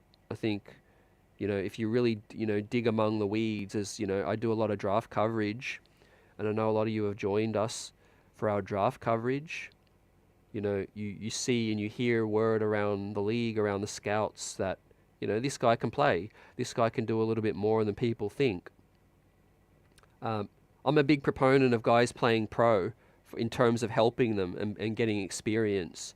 Now, Pacome Dadiet is young, he's raw, but he's played in a pro environment and he's played professionally, and that helps with your role on the court. It helps with, understanding where to be, in certain schemes. It also helps you prepare for having, that winning mindset and, playing with your teammates as well. So I like what the Knicks have done with their selections. I think each guy can give something different that's going to help this team along the way. Maybe not immediately, but I think, they all bring a certain level of tools and skill set and experience with the squad. You sprinkle that in with the veterans, and I think it's amazing. Yeah, Michael, Bill Daughtry, used to listen to him on the midnights at WFAN. Yep, appreciate you. Join us, 8 p.m. tomorrow, or catch us on replay if you miss it. But yeah, as I said earlier, guys, appreciate your thoughts, your comments as well. Do be respectful in the chat as well. This is a family show and it's for everyone as well. I don't want to have to adjust the chat. I do watch the replay, so I can just make sure that I'm across everything as well, as things are really buzzing right now. But I'll say what I always say, it's okay to disagree, right? We're all different. We all see things different. We're not all supposed to see things the same, and we're not all the same right now. Also, Knick fans have been through the ringer, over the years as well. I always said it, the New York Knicks are the biggest sleeping giant in sports, because no team in any professional league has the market, the fan base size, the value that the Knicks have in New York, and have not won in 52 years. That's what's so unique about this situation. Yes, there's been some tough times, and we've come close. And we've had bad front offices, bad coaches. We've had bad players. But right now, look how far things have come. Look how far things have come. So yeah, and it's okay to have, respectful arguments. I'm not against that either. Just be respectful, right? Don't need to talk about someone's, personal circumstances or whatever. Attack the argument, not the person. Dimitri says he has a point that Mitch doesn't average double-digit rebounds, set screens, and has bad hands. Sorry, I just don't see it. It's okay. I think Mitch is still younger, but yeah, he's not a complete player. He's not, a complete center either, but he can help this team in so many ways. I think it's important to run center by committee at the moment. That's how you offset the injury concerns, right? You see, going top heavy with another center doesn't guarantee anything if they get hurt, right? The smart thing the Knicks can do is run center by committee, I think. Get Precious back, get Huck Porty going in summer league, boost Sims's confidence in training camp. Don't put their confidence down. Try to boost their confidence, because we're going to need all of these guys at some point. If last season showed us is that you just never know when your number is going to get called. And in the famous words of Deuce, he was asked on the podcast, I think it was the Pat Bev podcast, he was asked, how have you been able to succeed? And Deuce McBride said, you just stay ready.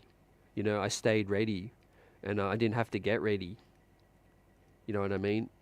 Outstanding season from Deuce McBride. And one of the reasons today why I'm so happy was that when I went to sleep yesterday, I really didn't know whether or not, they would trade Deuce. But we get this deal done, and we get to keep everyone, which is great. I mean, respect to Shake Milton and Diakite, but I wasn't losing sleep over them. But I'm glad we get to keep our major pieces as well, and we have a chance now to bring Precious Achua back and sign one of these veterans, fam, with the exception. Now, let's take a look at who else is out there. As we're going on 3 hours, fam. It's the 4th of July. Knicks have done business today. Let's continue. Now, I don't think the Knicks would use $5 million on any of the bigs available, right? They're just not. Their market value is not that. But what I think would be smart was to maybe look along the margins, maybe split the exception. If you can get a Saric and a Sadiq Bey, and you send McCullough and Huck Pority on the two-way. Maybe you look at a Caleb Martin too, because Miami, some contender's gonna try to get him. He's solid wing insurance. I'm talking solid. Some of you guys made the case for Kyle Lowry. I think the 2-year, $10 million deal could be on the table for a Kyle Lowry. I can see it. I know the Knicks got to feel good about their guard rotation, but also experience never hurts. I think for me, I think experience can help.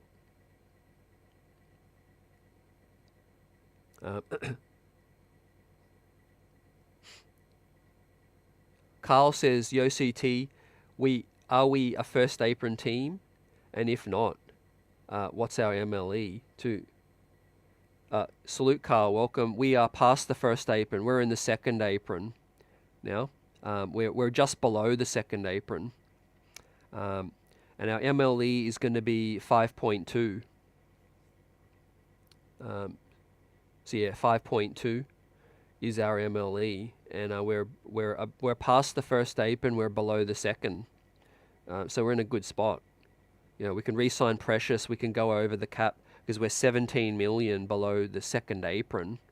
So that's going to allow us to take on more salary in a future trade if we need. But it's also able to allow us to spend a little bit more to get Precious back as well. So AC says thoughts on Diop. I got to look at his game more and what we saw last season. But we looked at a little bit of highlights. He's good in the fast break. Good athletic tools. A guy who can rebound pretty well, and he looks to be pretty solid defensively. To offensive game, not really needing or expecting much from him too. So yeah, that's how it is. Nick says, do you think they may just go with vets and save the tax exemption for the mid-season? Yeah, great point. I think that's the right play too. Fam, realistically, there aren't any of those names that really moving the needle for me. And I think keeping that exception mid-season would be solid. Let's say a really good buyout guy, gets bought out, or a solid player gets bought out. Having that $5 million exception mid-season, will allow us to clear to get them before they clear the waivers. I think so. That's solid too. Johnny says Pac-Man, will be the beast. Pac-Man Dadiet. Yeah, we got Pac-Man, we got Parko. Don't sleep on his athleticism, man. Dadiet can, he can shoot high and he can get to the rack. He's solid in transition too, right? Ceiling wise, he reminds me a little bit of a a Danny Granger type, a taller Alec Burks kind of thing. He could be a real steal for us. And look, I'm glad he got his guaranteed contract, man. He spoke it. Whether he knew something at the time or he spoke it into existence, or the Knicks just, buy into using him as a roster spot. But he got his money. He got his deal. He got his buyout from Germany, and he's here. He's in New York City. He's going to enjoy it, fam. But we've got a lot of dogs on this squad that compete and know how to win. I think Kevin McCullough, I'm glad that we didn't need to trade him away, or Huck Pority. Yeah, because that's going to be tricky to... Yeah, Michael makes a good point about Lowry, because if there's anything Tibbs values, it's the experience and the championship mindset. Now, some of the stuff Kyle Lowry's done in the past, I not a fan of, but one thing this team could still do with is championship pedigree. When you're trying to beat the best, you've got to be the best. And if it helps us get closer to a chip, just having that another Villanova dog that defends, can stretch the floor and shoot and be steady. I think the Knicks are now all in now. I think, leave no doubt that the New York Knicks are going all in, and whatever it takes. Now, sometimes it can be balanced by a fine margin. Dirty says, I mostly want Lowry, so Philly doesn't have one of the dirty players against us. That's a good point too. Keeping him out of, Philly is key. And you got to think I'm not sure how much money they've got, but if the Knicks can offer him the 2-year taxpayer mid-level, 10 million, 5 per, I think he would come, with the Villanova guys, Tibbs. But yeah, there's talk that Mook Morris will go to Philly. Obviously, the Philly native, Mook Morris, to yeah, NYC. We're going overtime, baby. Most def. What time is it on the East Coast? 8:45. Is it 8:45 on the East Coast? 4th of July. We're heading into the weekend. Salute everyone. Great day. Great day ahead. Now, people keep asking me about Rokas, and it's an unfortunate twist of events for him, and his chances of coming. I don't see that. I don't see Rokas coming this season now. In the future, possibly, but he's an unknown thing in the NBA as well. And if we look at our backcourt guys, Deuce, drafting Kolek was kind of the writing on the wall. In today's news, the bag that we gave Tyler Kolek, here it is, fam. Kolek's getting a 4-year guarantee, 3-year guarantee, 4-year team option, $9 million. That's a very good contract for a 2nd-round pick. Total wise, he's earning more than Deuce as well, or close to Deuce. I think Deuce is on a 3-year 13. 3-year 13. So Deuce is earning a little bit more, but Dadiet also gets guaranteed money, being the 1st-round pick. So yeah, there's a case to be made, like you guys said, getting another point guard or another big. I think most of the fan base would lean towards the big. We're going to see how Kolek looks, but I think it's smart to be patient. What Leon's doing. Let's see Summer League. Let's see how these guys look before we ink their deals.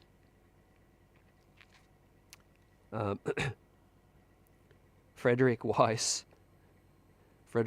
man, that's a throwback. Carlo, what's up?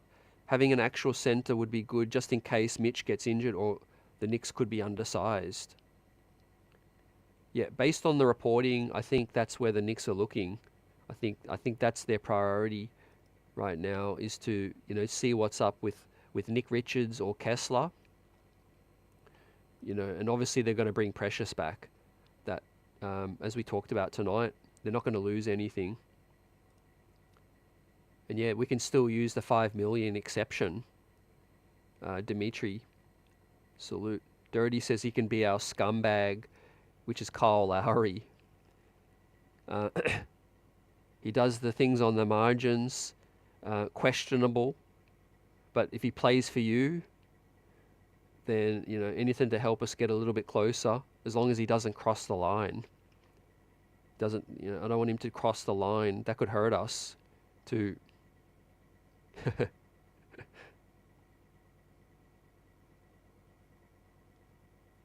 For those that don't know, it looks like Julius Randle is full, you know, he's done his rehab and he'll be ready for training camp.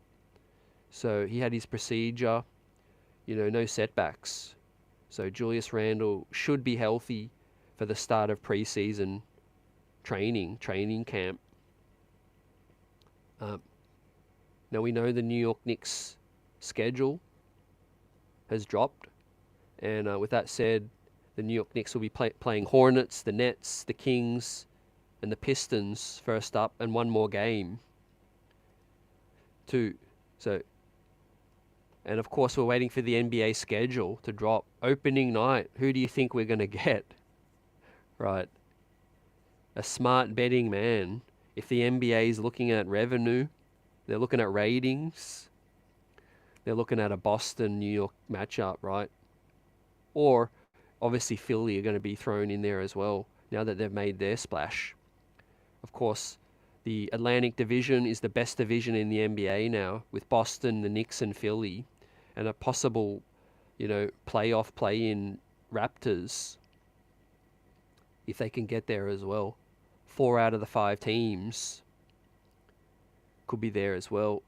But Summer League's going to be great. Hornets are a good young team. They've got Brandon Miller, he'll be playing, and the draft picks that they picked up. You know, and then Brooklyn as well. More than ever, Brooklyn, the Barclays, the games against each other, they're going to be so one-sided, right? Brooklyn's blowing it up too. It's going to be the Cam Thomas show. It's going to be Shake Milton for them, Nick Claxton as well. The New York Knicks will cakewalk those games. The Kings, they might get, you know, Brandon Ingram, for what we heard today. Dirty saying, I'm betting Boston opening night. Tariq says, I can't wait till Summer League. Yeah. We'll see these narratives come out about some of the rooks too. But if Pacome Dadiet has a Kevin Knox-like Summer League, then the buzz is going to be fever pitch. Yeah. Glad the injury wasn't his shooting hand. Yeah, NYC.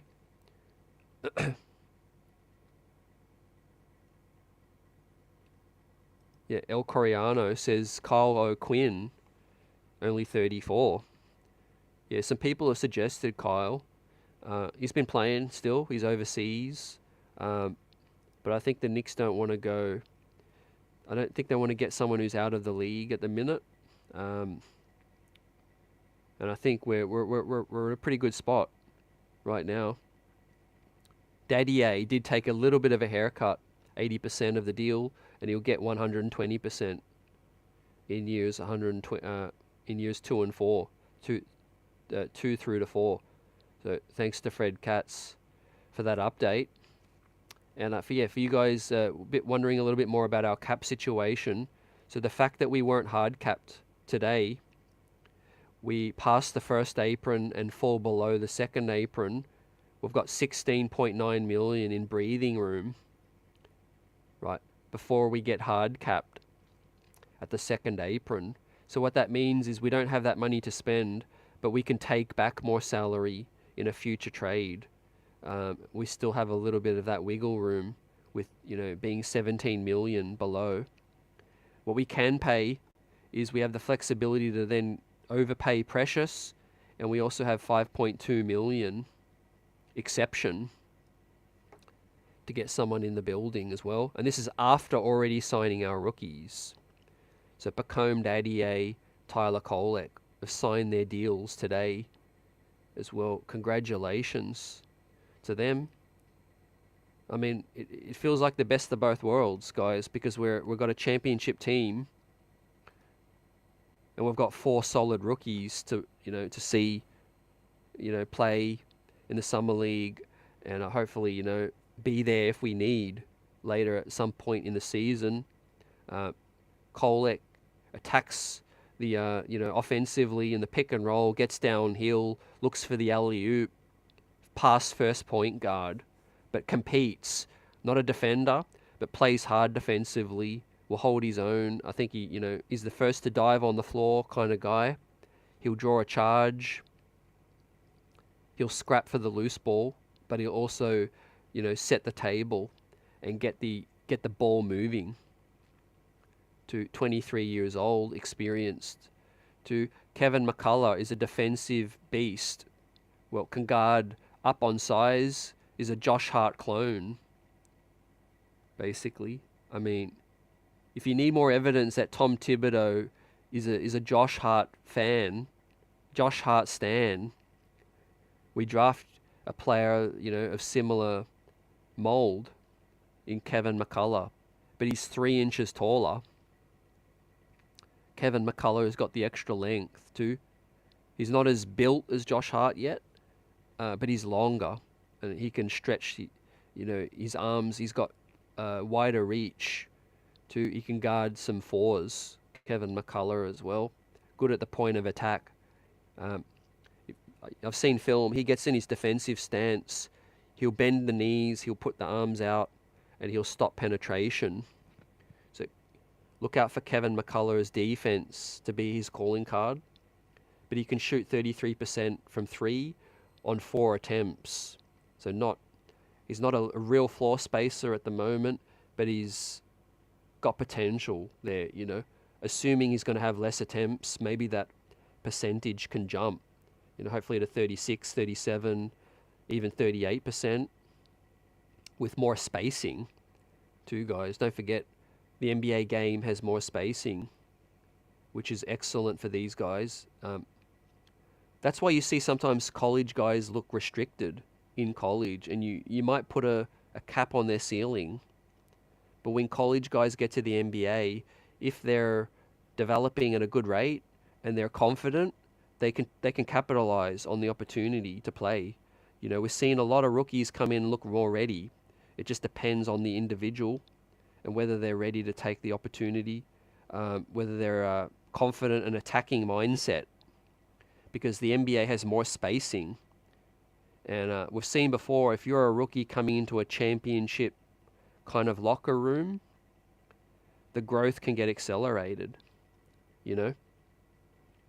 I mean, if you or I was ever drafted into the NBA, what better locker room to come into than you walk in and you see Jalen Brunson, you see OG, if you're a wing, you see Julius Randle, if you're a big, and Mitchell Robinson, and it's business. You ain't coming here to fluff around. You ain't coming here to mess around, right? Tom Thibodeau and these veterans are going to take these rooks under their wing and make them better from day one. They'll school them in practice, right? You don't think Tyler Kolek's going to try to D up Brunson, and Brunson's going to have to teach him a few lessons.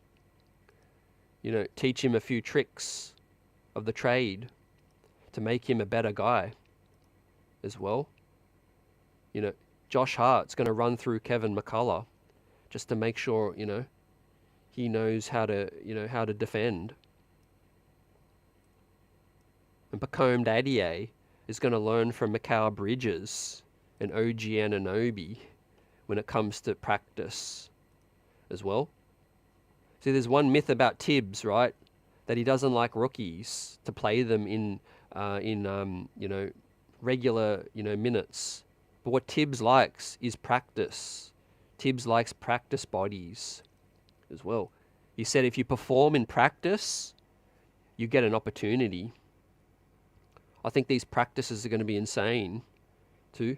Hopefully they don't kill each other. Hopefully they don't. But I know Ariel Hukporti is going to go hard. I know Precious is going to, go hard against Randall. And I know, hopefully Jericho Sims can come in and, show some improvement as well. But yeah, a championship team sets the tone from day one. Day one of training camp, Tom Thibodeau, it's going to be insane. Man, it's going to be fireworks, coming into training camp. I won't be surprised if the Knicks do the old school way and they go down to, was it Carolina, where they used to have the training camps in the 90s. Correct me if I'm wrong, guys.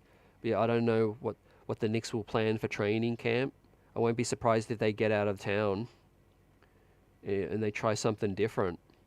I know Tibbs will try to use, the exit of the playoffs as fuel, and the new squad, and light a fire under these rookies as well. Test them, and also, see what's up too.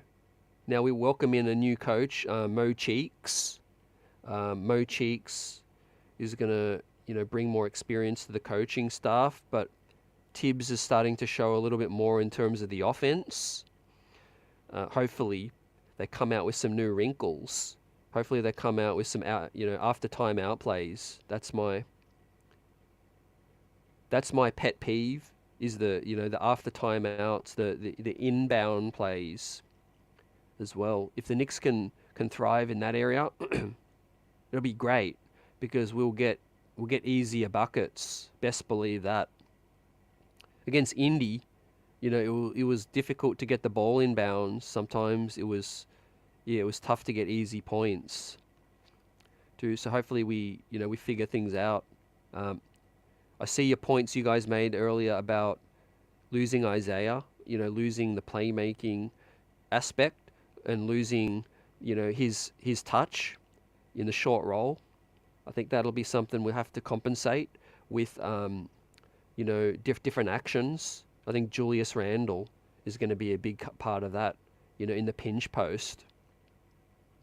Let's get Julius and Brunson in some more pick and roll.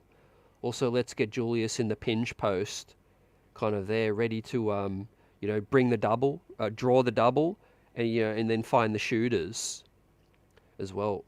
Because there ain't many players on this team that draw a double. Julius Randle is one of them as well. If he's having his way individually, and he's the guy on the team with the strength to overpower an individual matchup, and that's what's going to fold, bend the defense out. Obviously, OG and Mikal, they're going to space the floor out, attack the drives, spread it for Brunson and Randle. Mitch in the dunker spot. Hopefully, Mitchie can, extend the dribble handoff repertoire. Maybe put the ball on the floor, a couple of dribbles. Anything to kind of bend the defense more, I think is going to be excellent. But yeah, man, the weapons, the shooting is going to be good. But yeah, I think we're going to see an underrated or underappreciated part of Randall's game, which is the playmaking. The playmaking aspect. Because not just with Randall, but everyone isn't required anymore to score, as much as they had to before. Brunson doesn't have to score 35 for the Knicks to win. Randall doesn't need to score 30 for the Knicks to win. I think it's get the best shot, get the defense moving, and use the floor spacing that those other guys provide. Now with the bench, it's all about, for me, playing fast. Just run, play hard, play defense. Just let them off. Let them go with DiVincenzo and Hart as well. Easier buckets too. Deuce McBride shooting should get better. Michael says Josh Hart said he will tell the rookies, do what I say, not what I do in practice. Yeah, I wonder how they're going to do the rookie hazing with 4 different rookies as well. They're going to be, maybe each one is going to be assigned to being, the personal courier, personal Uber Eats assistant. Yeah, great point, Nick. We've got to improve our free throws across the board. Even Brunson, struggled a little bit from the free throw line too. That's a great point. Hopefully we practice that, I mean, you got to improve with your practicing with free throws, and helps with the simulation, the noise, try to simulate a real pressure, in situation. Yeah, Pat Riley boot camp. Hopefully not that extreme, man, but it does have its rewards, I think. Yeah, we are just a little bit fragile in terms of some of our bodies with these guys. So I don't want, I don't want us to go so hard that someone picks up something, misses 6 weeks or something like that. That'd be a bad start.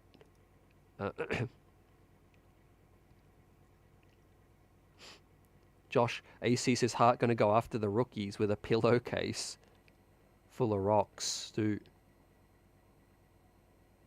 I would like it if each dude has a specific, is assigned as a mentor to each rookie. Like we know Brunson, we know Kolek will try to be a sponge and absorb what, Brunson and Deuce is doing. I think McCullough can really look at DiVincenzo and Hart. I would love him to learn off those two dogs. And then I think Pacome Dadiet should really be, looking at OG and looking at Mikal, to learn from those guys as well. And then, of course, Ariel Huckporty, he's going to be looking at Randall and Mitch and Achua with that. Dirty says, playing small without Mitch will help the percentages too. That's true. I think free throw, rim percentage as well. But when Mitch's legs are fully good, and they're healthy, that improves his finishing rate. I think, especially in the dunkers spot, and all of that pick and rolling as well. And I'm looking for Kolek to set these rookies up in summer league. Don't forget Kolek was averaging 8 assists per game, 8 assists per 30. I think in summer league, he'll be looking to get guys set up. He's not looking to score, first up. But I think Kolek's a guy who, he's one of those players like you get reward out of setting someone up. You can tell when a player, is all about setting the table. He's that kind of point guard. I think he could work well next to Deuce in some stretches as well. Gives you double playmaking, double the ball handling. Obviously, size is not optimal, but Kolek with Deuce together could be a good counter lineup for Indiana, where you can get up and down. Two guys that'll compete on the defensive side, on the perimeter as well. So yeah, summer league guys, less than 10 days away, just over a week. These guys are going to be in practice. Hopefully we find out some more names. Might be a pleasant surprise too. I'm sure we're going to bring maybe Charlie Brown in, just to help him out for a summer league spot. We might bring Sev back from last season. Heck, we might do Trevor Keels a favor. How would you guys feel if Trevor Keels, was extended an opportunity in summer league? Just as a make-do offer, not saying that he's got a chance, but just as a parting gift.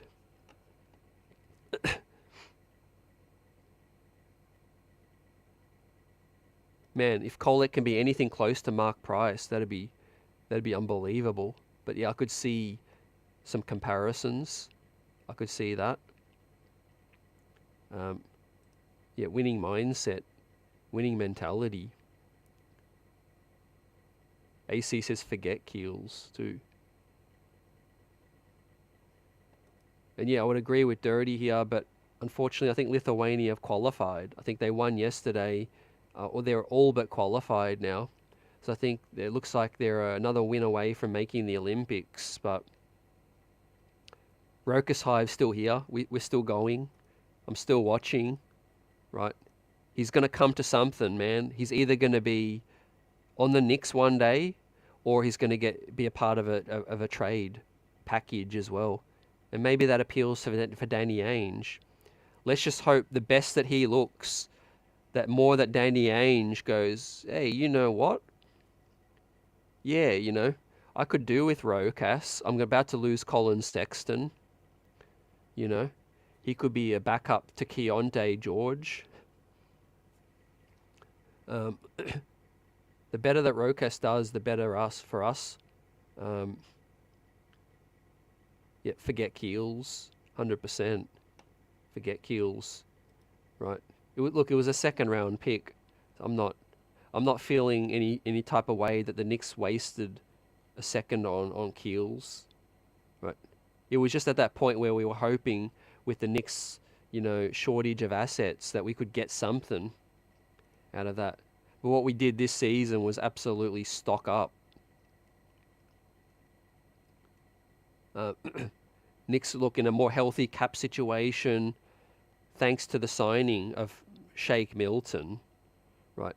All these moves that the Knicks made last season has helped us out, man. And I was one of the proponents of us signing Shake Milton because I thought, you know what, you go into a deep playoff, run, you want as many bodies capable as possible, and that proved to happen, man. He didn't trust Alec Burks enough, but he also didn't give an opportunity to Shake Milton in spots where I think he could have helped. But ultimately, signing Shake Milton was helpful, man. It's come back to really help the New York Knicks now that we could re-sign Shake Milton and then send him out. We wouldn't have been able to do that if we didn't get him in the building, right? And also Dadiet as well. That was a contract that I questioned at the time because he wasn't giving us anything. But here it is, man, those two guys. And we get Bates-Diop in the building. Now, some of you guys might have seen him in Phoenix a little bit more, and I'm going to chop up his game more as well. And we'll talk about him a little bit more tomorrow as we go live, 8 p.m. with Bill Daughtry. But it's been a great day in Knicks land, just summarizing the news. There's still some solid vets out there that the Knicks can pick up for $5 million, with the exception we have. And then maybe we could use them as a trade asset at the deadline to get a center. Or we could swing a trade right now if Charlotte can give us Nick Richards, if Danny Ainge wants to help us and give us Walker Kessler for a Rokas, Sims and some picks. Maybe Bates-Diop can get moved, can give us a little bit of value. I think that would be nice. So look out, the Knicks are still exploring deals. And we're possibly making one more move. Quite possibly. If we can put Huck Porty or McCullough on a two-way contract, or even both, we could still bring in Kyle Lowry and someone else, keep Precious, or swing a trade for the big man too.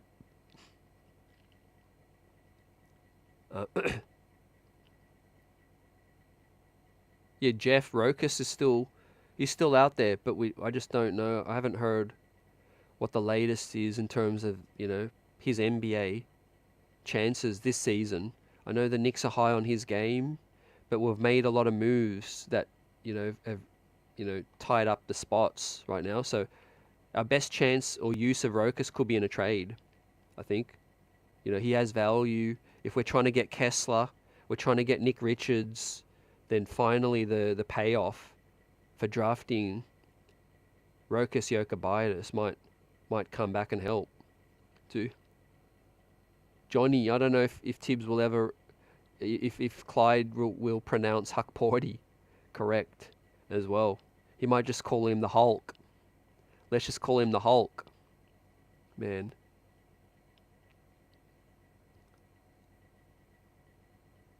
Yeah, AC says, let's trust Rose. He'll figure it out by the trade deadline. Yep. He'll figure it out now or by the deadline, definitely. These guys are smart. They're in the asset collecting business as well. So don't overreact if we bring in a certain name, because that could just be someone that helps us, swing a deal. Just like we saw with Milton and with Dadiet as well. Again, people weren't high on Shake Milton, but I said, let's just sign him. We're headed to the playoffs. Let's just add another body. We'd already traded for Burks, and we traded for Bogey. We were stacked. But even then, I was saying, let's get another guy just in case. Because, you want to go through a marathon season, people can go down as well. So it was a great move. We got Milton. We sent him to Brooklyn now.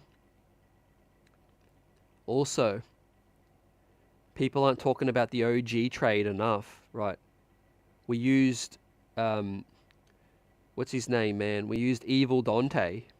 We used Malachi Flynn as a piece to send to Detroit.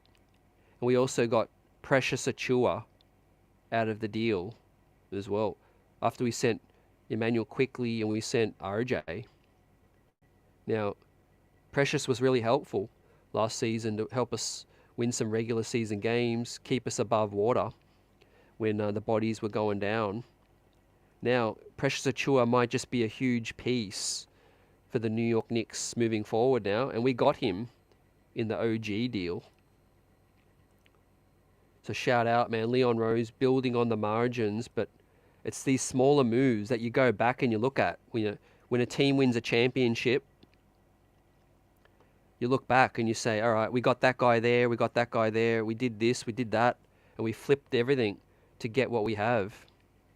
That's how you circumvent the salary cap and all these things. Bird rights are important. Now, Alec Burks didn't want to be part of it. He didn't want to be part of the sign-and trade. He'd rather go to Miami for the minimum. He was probably done with how Tibbs, used him in that situation. Or he thought he was going to get more minutes in Miami. Michael says Bates-Diop was drafted by Tibbs when he was the coach GM of Mini. He is familiar with his game. That's great, man. I didn't know. I know Bates-Diop has been on multiple teams, but that's great to know, man. Appreciate that. We've got to, dive into some film tomorrow. But he's just as a depth piece now. But he might get used for a future trade, which is good. To have in case, Danny Ainge wants something more. Dirty says, for all these moves, we still should have 5 firsts in the next 6 years and like 8 seconds. Yeah, with the first, obviously there's the Detroit and the Washington ones as well. But, I think the Detroit one might be a little more likely. Washington one, actually I've got it right here. Let me pull it up right now.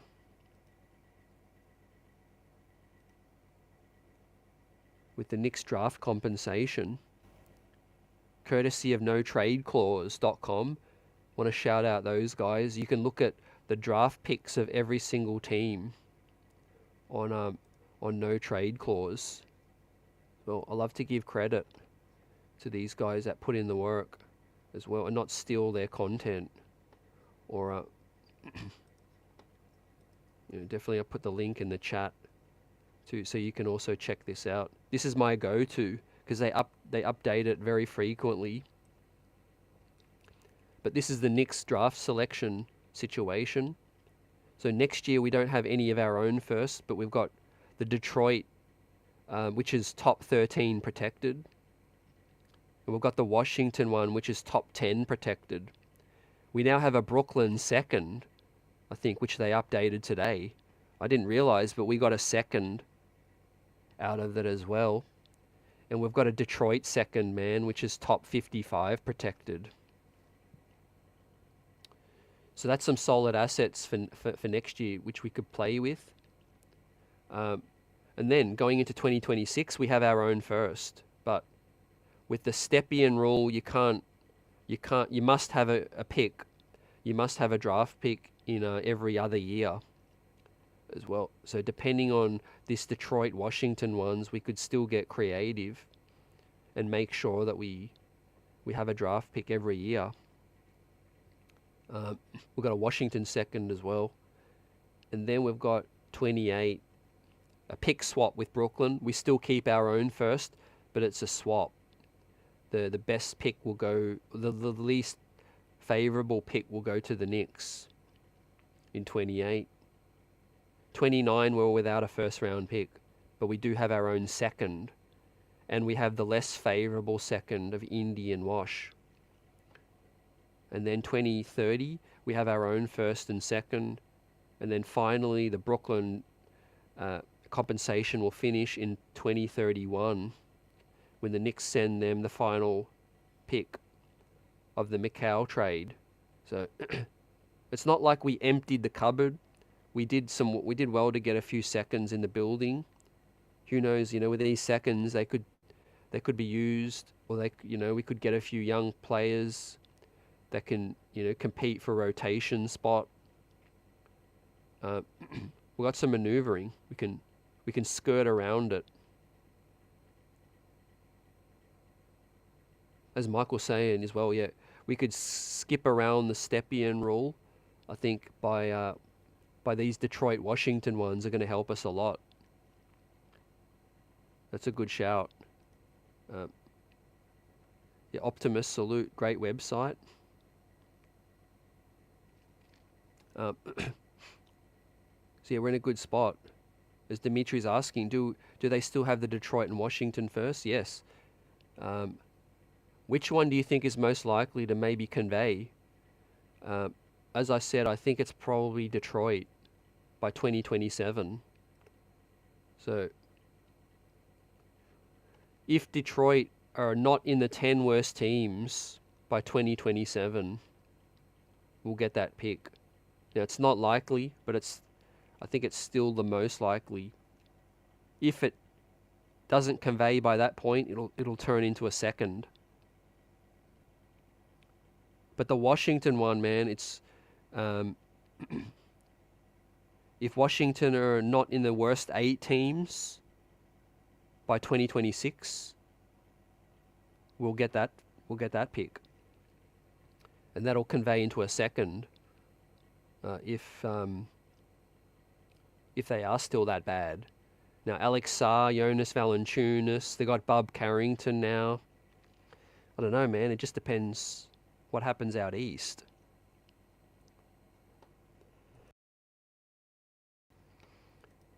Dirty says, I think they both will. It's real hard to pick top 10.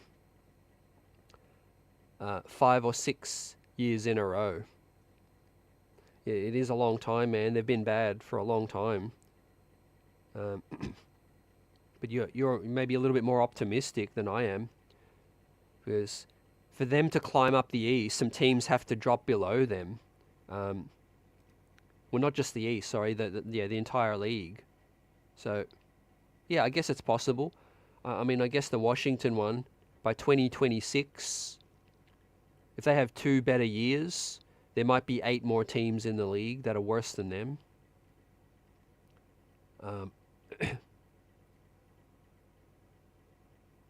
Yeah, assuming I'm interpreting it correct, it's top 8 protected. If it falls between 9 or 30, it'll come to us. So, yeah, obviously there is a chance with the new lottery system, they could fall down, even if they are in the lottery.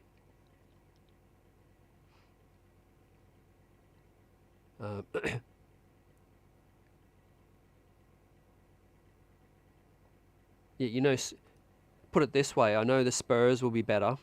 The Spurs will definitely be better than those two. But they should jump, Charlotte, they might jump. They might jump Toronto. They might jump, the Atlanta. At that point, Atlanta might be blowing things up. The Clippers might be real bad at that point as well. Though Houston is on the come up as well. Interesting, man. There's a lot of pressure on these teams. Pelicans have got a lot of work to do with that situation. But yeah, great work by the New York Knicks, to get done what they needed to get done. As we look ahead now to Summer League and seeing if we can swing a trade for a big man or sign somebody to the exception as well. Been a great show. We'll get ready to wrap this thing up. And I love the conversation, interaction. Guys, off-season's been buzzing so far. We had a surprise guest, EJ, pop up on us as well. Shout out to EJ, and you'll see more of EJ as well. Now we're in the summer and things have opened up. And of course, the Knicks are buzzing. We're live tomorrow night, 8 p.m. with Bill Daughtry. So we won't stream 5:30. It'll be 8 o'clock tomorrow as well. A few more guests next week as well, which I'll announce. And we'll talk to the chat, of course, like we do. And with that said, man, we're going to be buzzing tomorrow night, 8 p.m. And yeah, I've taken care of the chat.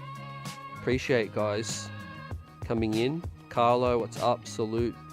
Will, let's go. New York Knicks, top 2 seed out east once again for back-to-back years. That's a solid bet, I think. That's a great bet that the New York Knicks will be top 2 in the East again. Good matchups against Philly. That's going to be great. The wars against Indiana are going to be great. But I tell you what, man, I'm not that big of a fan of Brunson and Hart, talking to Halliburton too much. This New Day NBA, they're a little too buddy. You know what I mean? If Tyrese Halliburton knocked me off in the playoffs, I'd be a little bit more, a little less cordial towards them. But I guess there's a mutual respect between them as well. But let's go. Let's talk tomorrow. Peace, everyone. Happy 4th, and enjoy the rest of your night. Let's go, Knicks.